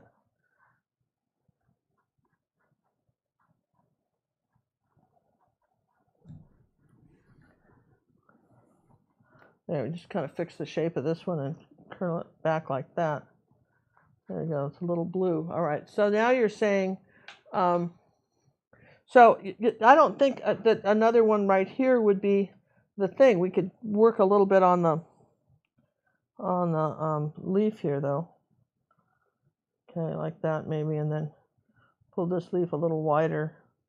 Pull this leaf here. Let's play with this. This tulip, right here doesn't do it for me at all. I think the problem is this tulip. I think this tulip has to go. I think this tulip. All right, so that's fine. I think this tulip has to go. So that's all right. So if it had to go, maybe I just could make it smaller. If it wasn't so big, would I like it better? Yeah, maybe. Just make it a little smaller. And that tulip's, it's there, but it's not saying as much. So I got it a little big. But that's what, that's okay. You can do all that stuff. That's the fun about being an artist. It's like if you take a picture somewhere and there's a clothesline and a telephone pole, you don't have to put them in. You know what I mean? If you're painting a scene, don't just put them in. Does that make sense? Don't always have to put it in just because it's in the photograph. I think some people feel like they're National Geographic historians and not artists, and they feel like, well, it was in the photograph, now I got to put it in here. Okay. So all right. So I'm going to just play with this for a little bit. John, any other questions? I think one of the things we ought to do is tell us, this needs to dry for a second, and then I'll do some last minute touches on it. You guys can kind of see what I'm doing, but I'd say that we're pretty close. We get the idea of it, again, kind of like this one. we've got all the leaves, kind of everything kind of swirling up, right? Okay, now, speaking of this, Carol's asking, before Ginger started, she stated this would be a triangle shape. I'm just not seeing it. Well, I've got everything going this way, kind of like this, right? I've got it going this way.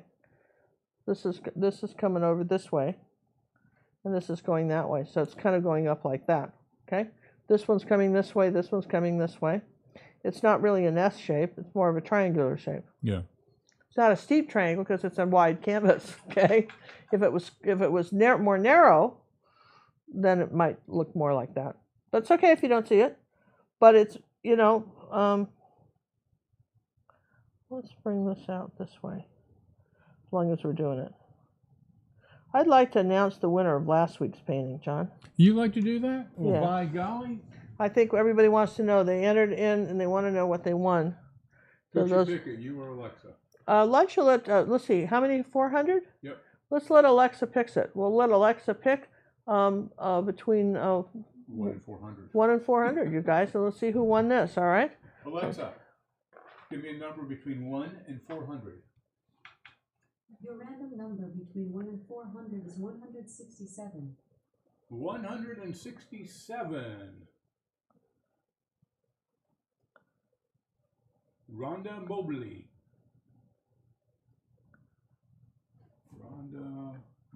Rhonda Mobley, congratulations. Come on down. Good for you. Well, you did not have to be here to win it, You just, right? You didn't have to be at our live class. We'll, we'll let you know if you didn't catch it. We'll let you know. We will definitely let you know. If, boy, I don't have any white out. I don't know where my white's going to. All right, we'll definitely want to let you know if you want it. We'll email you if you're not on right now. Is she on? Does she happen to be listening? Oh, I don't know. All right, so Ron, congratulations on that. So that was the week-long contest. Congratulations, Rhonda. Yeah, that's congratulations. We love it. Okay. That was a fun one to do. All right, so we're kind of having fun with these tulips here, like that. It's just having fun. Everything's kind of going this way. Somebody's suggesting a ladybug would be cute on the top left, very top leaf, a bit of red-colored pop. Oh, I think so too. I think a ladybug would be darling. And if John were to find me a ladybug, a photograph of one, I would paint one in, because I wouldn't just paint one in without a reference. But if you had a ladybug, I'll put one. I was thinking even the other one would have looked cute with the ladybug. Yeah, that was the contest from last week. We'll have the 10-minute painting here when she gets done with this. But now she wants a ladybug. Well, I'm gonna paint something else while you find the ladybug. Okay, I'm gonna leave this sit here for a minute. Okay, and let's put in a few little color surprises here.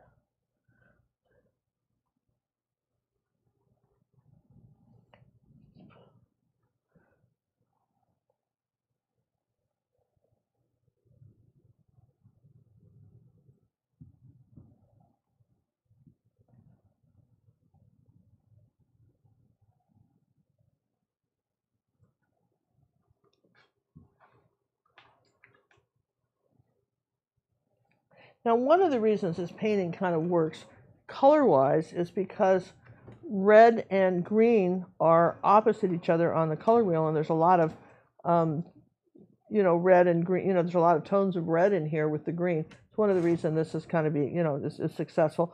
People say, why is that important? Why do you use the color wheel? Why do you use the grayscale? That's one of the reasons.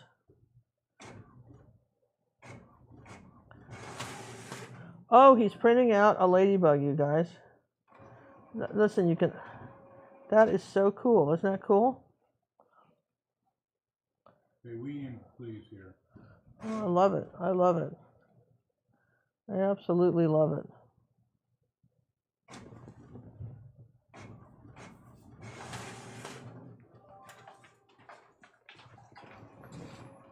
Got these two for you. I got one more coming. Oh, look at this. Look at that. Because that's what we do here. He would be cute if we turned him upside down here. Okay, let's see if we could. A bit more of a face if you want that. Oh, good. Look at that. Look at that. See, this is what I'm talking about. Okay. This is what I'm talking about, people. All right, so we're going to start with, let's start with one of our Posca pens. Make sure this is pretty dry. And let's just draw him in. I'll just draw him in real quick, okay? That'd be the easiest for me, is to just draw him in. And since he's going this way, we'll put him in, okay? This is sort of fun, right?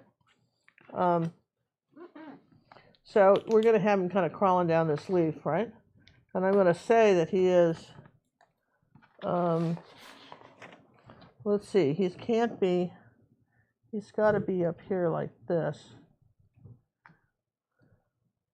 He's sort of kind of an almond shape, like this.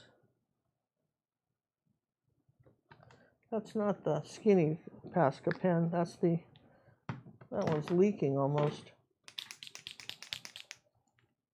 It's all right. Here he is. It's coming around like this.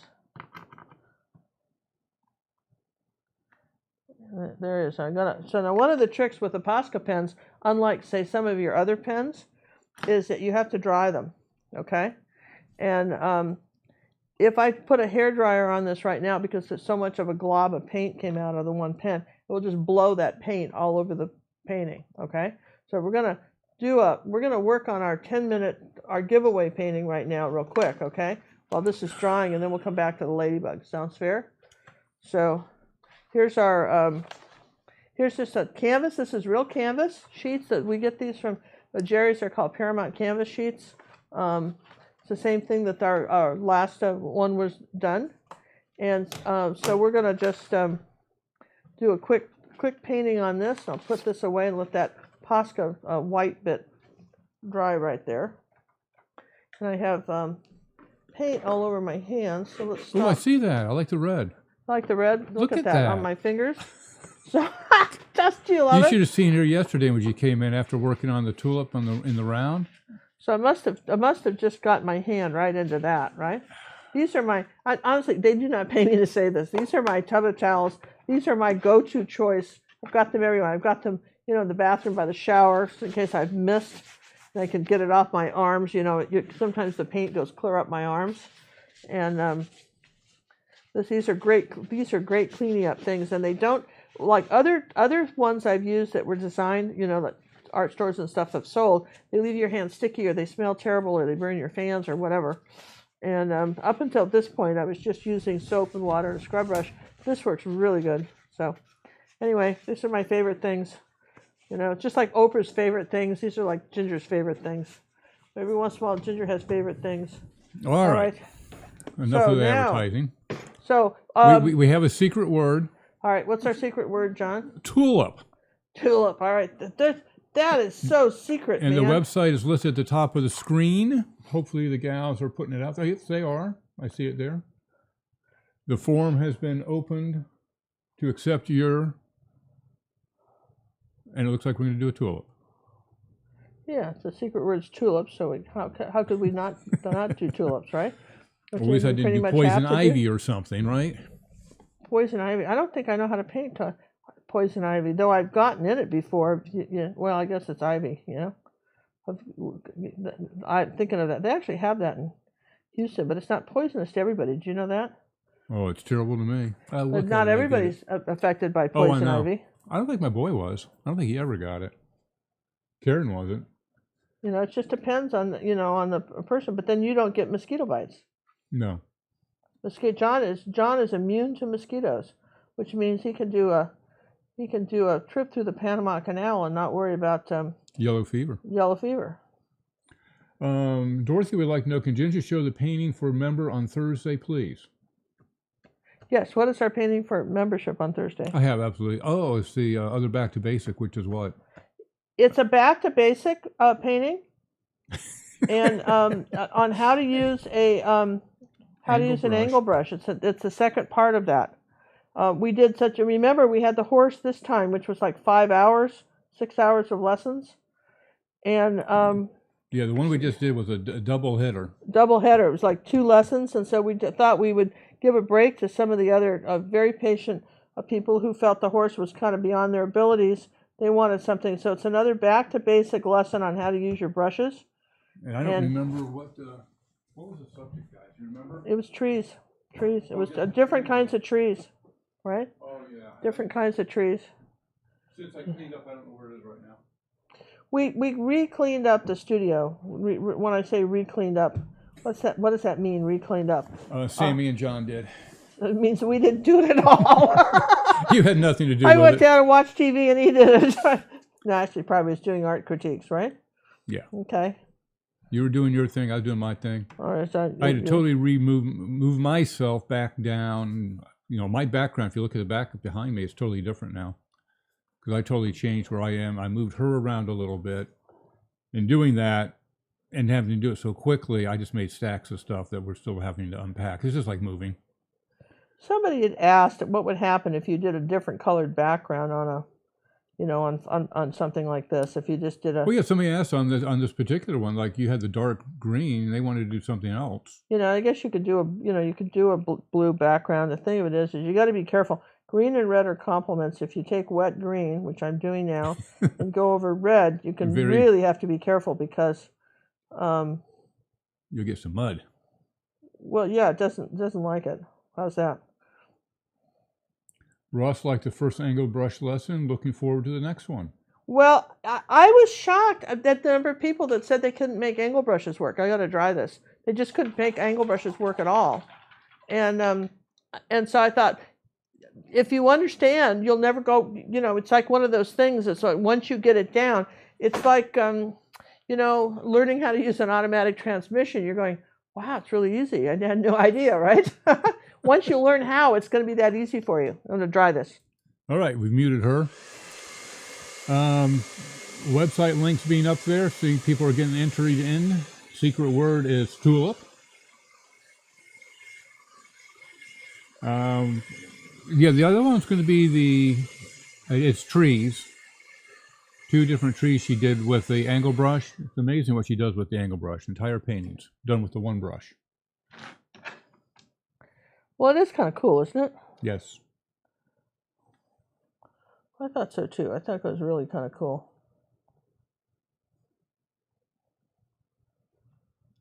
And I mean, they're really, I think, one of the better inventions of brushes.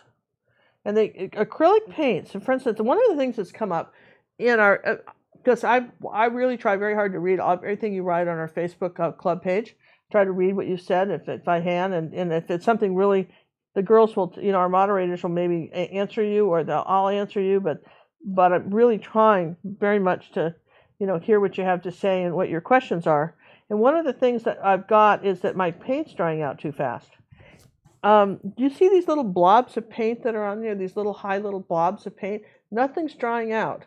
This is dry because it's, you know, because we mixed it flat. But if they stay up in mounds, it should stay wet. But what happens is, if you have a very soft brush, okay, if you have a very soft brush, it is very difficult to make the paint move.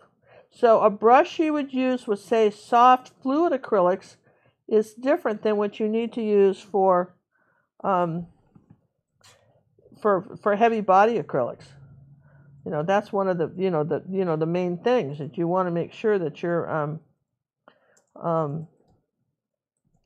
that you've got the right brush for the right job. How's that? Put a few little tulips here like that. Dorothy, I can't find that painting. I don't know where it is. She wants to see the painting that we're doing for this week. We don't have it, darling. We're just you know, we got to be moving. You'll be surprised when you see it, right? You're just gonna love it. It's 2 trees. It's 2 different trees. How to do 2 different kinds of trees using an angle brush. I can't even think where I put those. And you know, and the thing of it is, we wanted you to really get it down, because people always say, what about blending? Do you see I'm using a little water? The yellow's dry, so I'm just glazing. Do you see that? You see how there's a little bit of glazing going on with this? All right, the same thing here. And it's looking nice. Yeah, it's nice, huh? Lisa would like to know, could I use oil pastels on this painting? Well, you can use oil pastels on anything. You know what I mean? It's just going to make it a different picture. Oil pastels, it's a mixed media. Sure. You could make it out of oil. Yeah, sure. Okay, mixed media. Okay, and let's see. Let's just pull something down here like that. It's a little bit. Make that a little darker.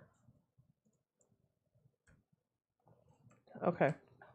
So now, let me just put some highlights on this. I'll go back to painting my bug now. I'm all excited about the ladybug. That was such a good idea. And it's funny you said that, because when I was looking at my round painting, I thought it needed a ladybug. I mean, I really did. I was thinking, it just needs a ladybug. Whoops, that got a little bit too skinny that up a little bit. Definitely needed a ladybug. So yeah. Does glazing cause underbinding? No. From Dorothy. Underbinding is, somebody says, sometimes here's how your paints stick to your can. One paint sticks to another can. It does this. It binds. It's like the molecules go, hi, like that. They become hi. buddies. Then they become one thing, right? And then the next layer goes, hi, and goes on to that. So what reason your paints dry out is because you've got too much, because the water evaporates and then the paint's dry. So if you use too much water sometimes, what happens is, and particularly in really cheap paints, is that it won't stick to the other layer. Okay, so you can use water, you just or glazing medium. You can go thinner with glazing medium than you can with water, because glazing medium is just pure acrylic, which is translucent. So you can add just the tiniest amount of color, and you're still in good shape. Does that make sense? So it shouldn't. You can still glaze. The 2-tree lesson is for our members this week on gingercooklive.gallery. Yeah, on how to use the Angle brushes. Angle brushes. And we want you to be able to use these because, and really, I've got this one gal, and she's absolutely an excellent painter.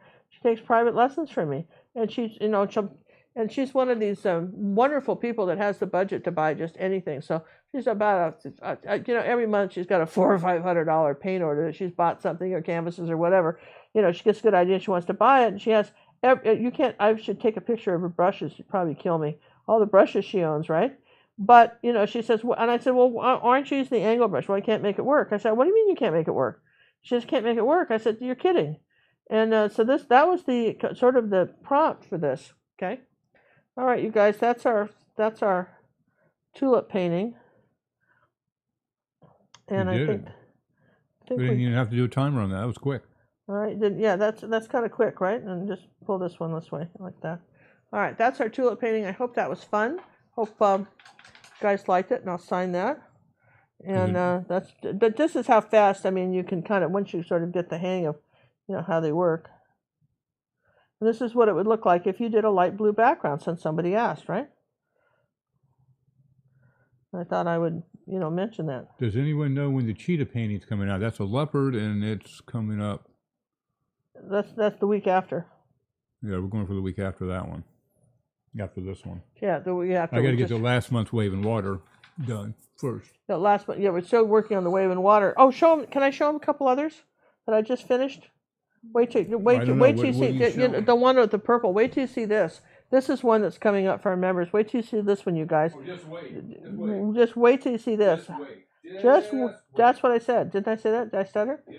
They're still waiting, right? They're still waiting. They're still waiting. Wait till you see this one. I love this one. You can show this one and this one.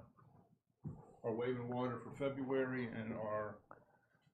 This is such a mess. I don't like this one. I'm taking it out. Well, you can do that. What do you got here? Are you? Yeah. All right. Let me just paint out this one. Put this down. I didn't like that one. I just have paint everywhere. Okay, I'm just painting that out. Definitely not a sock folder. I'm painting out that. There you go. All right. Didn't think that leaf added a thing, and I'll move it. See, we're going to move it. So get your entries in quickly. She's finishing up this painting. We have 221 entries out of 400 people. Come on, people. Oh, you guys. And listen, I guess how you know about what some to think. likes here and subscriptions on as long as we're doing that? We love some likes. Well, we're 395. Likes? Yeah, okay. Yep. All right, so we thank you very much. All right, so we're just saying, there this is, right? Oh, I was going to show you. Look at this. This is coming up for our members. Do you Wait, love- wait. No, I'm waiting. I'm waiting. Huh? Wait. Now, I ready? got to turn off the palette cam so I have a little bit more space. Okay, Let me okay. back out of Scoshy Woshy. I see Okay. something. Look at this. Check this out. Ooh. Do you love that? This Japanese garden with this bridge and everything sort of in these beautiful pink cherry blossoms. I love it. You know, is that cool? That's coming up on our members library soon, right? And our Wave and Water. I'm loving this one for our Wave and Water. This is coming up after the one after the one we're just doing with the big one. The big one. This is our Wave and Water with the Something a Mediterranean. little calmer. I think it's nice. How cool is that? So those are a couple of things that are filmed that have been filmed that we're going to be releasing soon, and let me go back to my white. All right, sorry here. I'm just going to take a little white here. If I told you your 10 minutes were up. I know. You know how acrylics dry darker? I do know that. And I've heard sometimes that. you just have to do a little bit of a, you just got to do a little bit of a light color sometimes, occasionally.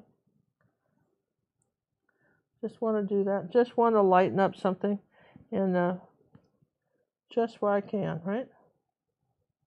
All right, same thing here too. There we go. Perfect. All right, so that's that one. I will take this little pen and sign it.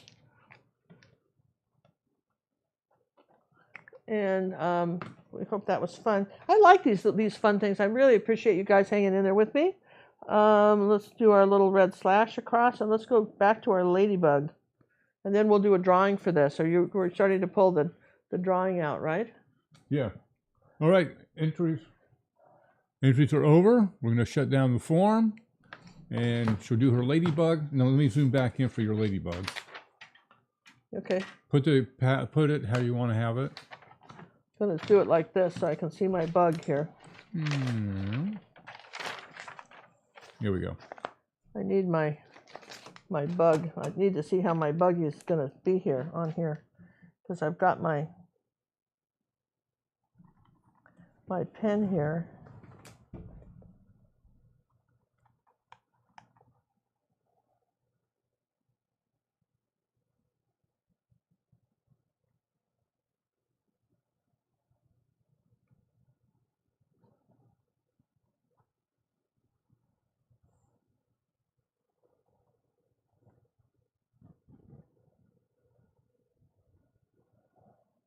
Okay, now I've got to paint that.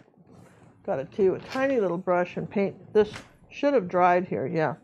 So I need that red. Use a bright red here.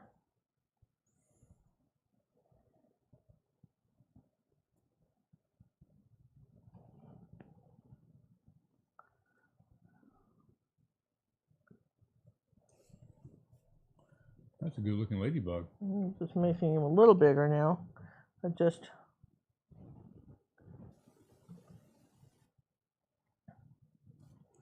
Now he needs a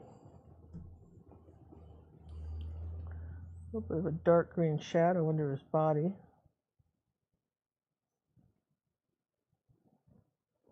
Oh, I like that. And then he needs... Look like you've done this before. Well, I haven't painted a Ladybug in a while, but I'm just going to put a little blue on top of the black I did. Widen this up. Okay, and then I'm going to put a little tiny line right like that. Now the dots, we're going to do purple. Of course we're going to do purple. I think they're probably a lot like zebras, that probably no two ladybugs are the same. Let's look at two, see if that's true. That could be the same bug. I don't know. Well, I don't know. Do you think so? I mean, maybe. They seem to have this little heart. Maybe this one had like a little heart-shaped one right here at the back. Guess it doesn't really matter. And this little purple little ladybug right there. Let's see now. I need to dry it, and let's see. I need just a second. I need a brighter orange, brighter red. What can I do?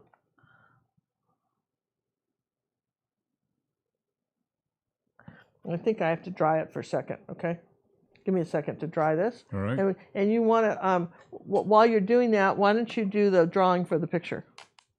Okay. All right, well, she's drawing that. We had 225 entries. I'll have Alexa pick us a number.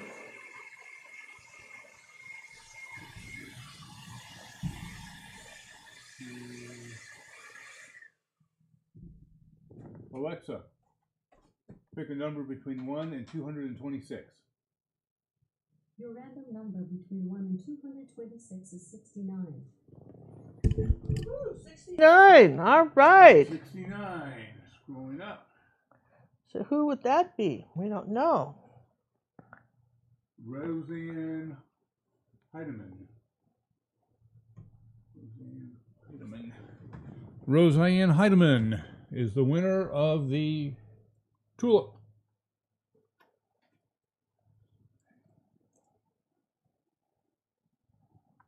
I think that's how I spelled it. I think so. Roseanne Heidemann is 10-minute Tulip. Let me highlight that.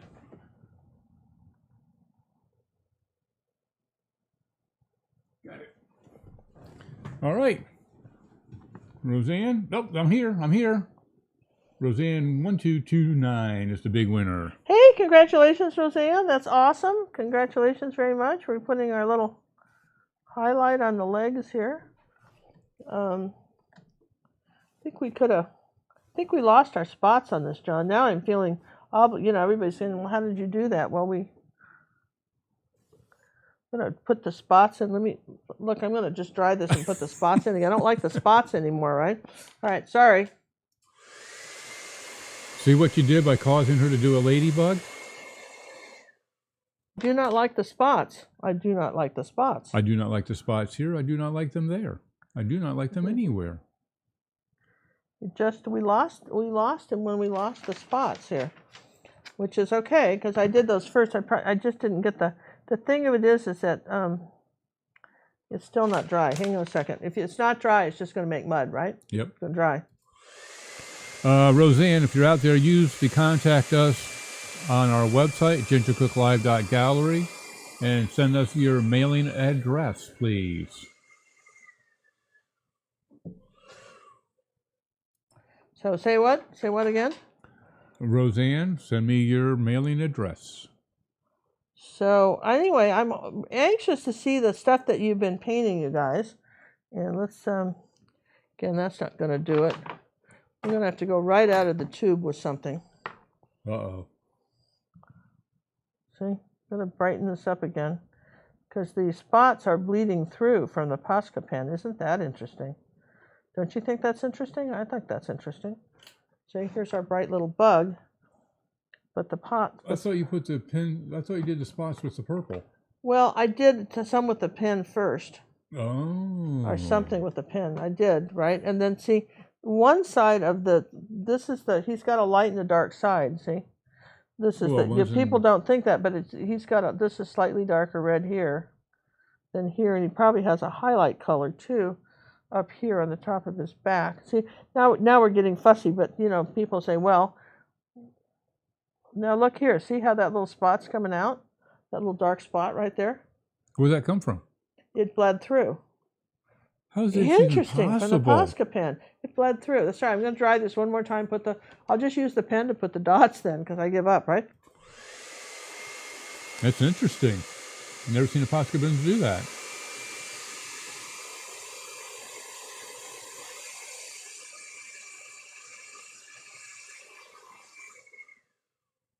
That's okay. We can live with that, right? We just know that that's what it did, right? So here's our pen. Where's our bug? Come here, you. Here, buggy. Where's the buggy? All right. Okay, so we've got a bug coming around here like this. And we've got a kind of a line coming up here like this. And we'll put a bigger spot right here.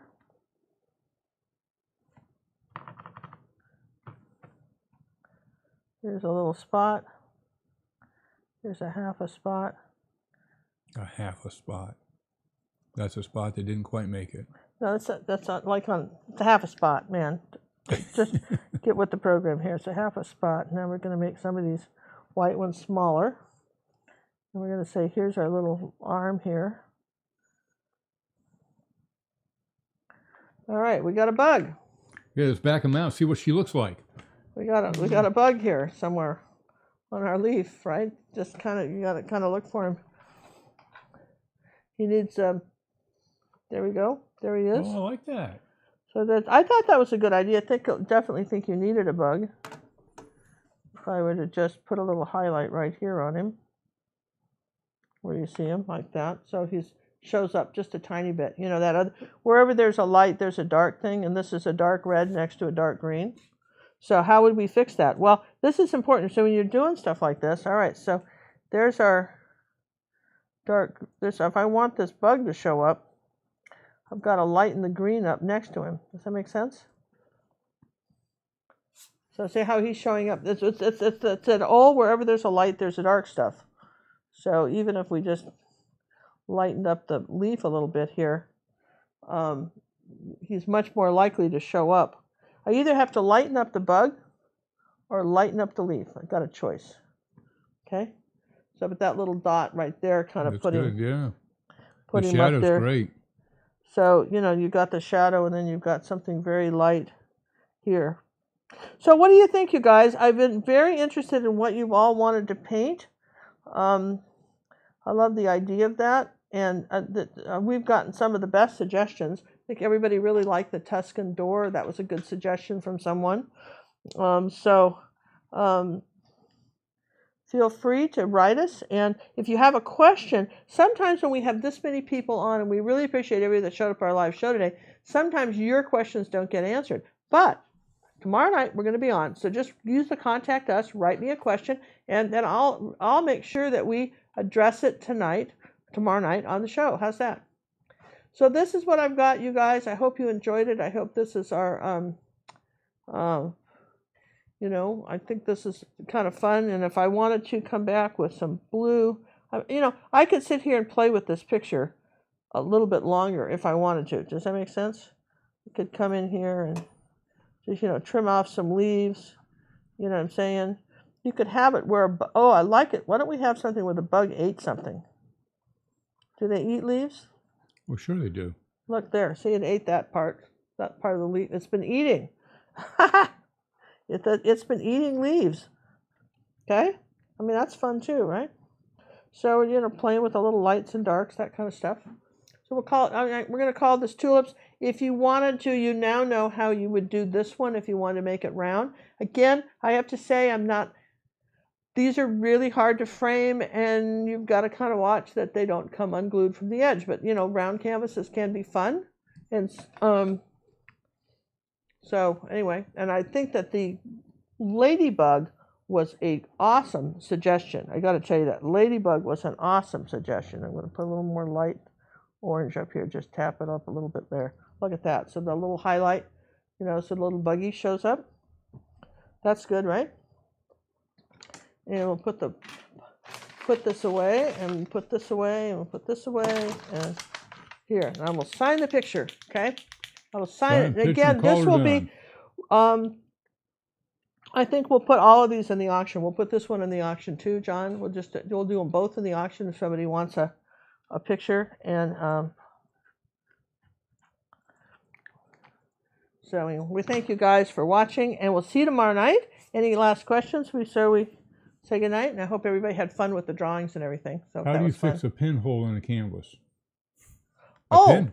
Okay, so there's a wonderful video on YouTube called How to Fix a Hole in the Canvas. Just type that in for me, Ginger Cook, How to Fix a Hole in the Canvas, and I show you how to fix it. Real simple. Real simple. It's all fixable. Really, I mean, I actually, in the video, I actually take a perfectly nice painting and stab it with a knife, scissors, and then show you how to fix it. We're not even talking pinholes here. We just go, whoom, and stab it. Yeah. So, I mean, that's kind of cool, right? Well, yeah, I guess. Well, because that happens. You know what I mean? That happens to people. Stuff happens. And then the question then gets asked, well, okay, so this happened. So how do I fix it? I mean, it happens to any. It can happen. You can lean it against a radiator. It's something pokes it. Things, accidents happen, but they're fixable. Life happens. However, if you buy a canvas and you open it up and it's got a hole in it from before you've painted on it, take it back. You know, just take it back.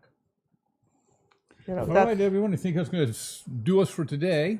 Thank you very much. And we so much appreciate you guys being here. Thank you so much. And we will be back tomorrow at 7:30 p.m. Central Time. Yeah, we absolutely will. And we'll see you tomorrow, you guys. And thanks for coming. Thanks for all the fish. Bye. Bye.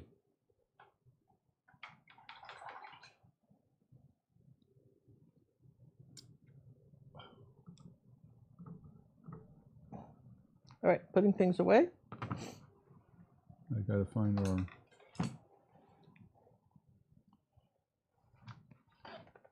Well, you logged us out? Not yet. I'm painting the edges while we're doing this, right? Well, I'm taking the extra paint, painting you're the gone edges. now. I turned you off. Okay. Bye, everyone. Bye. Bye, Don. Bye, Ginger. Bye, Sammy.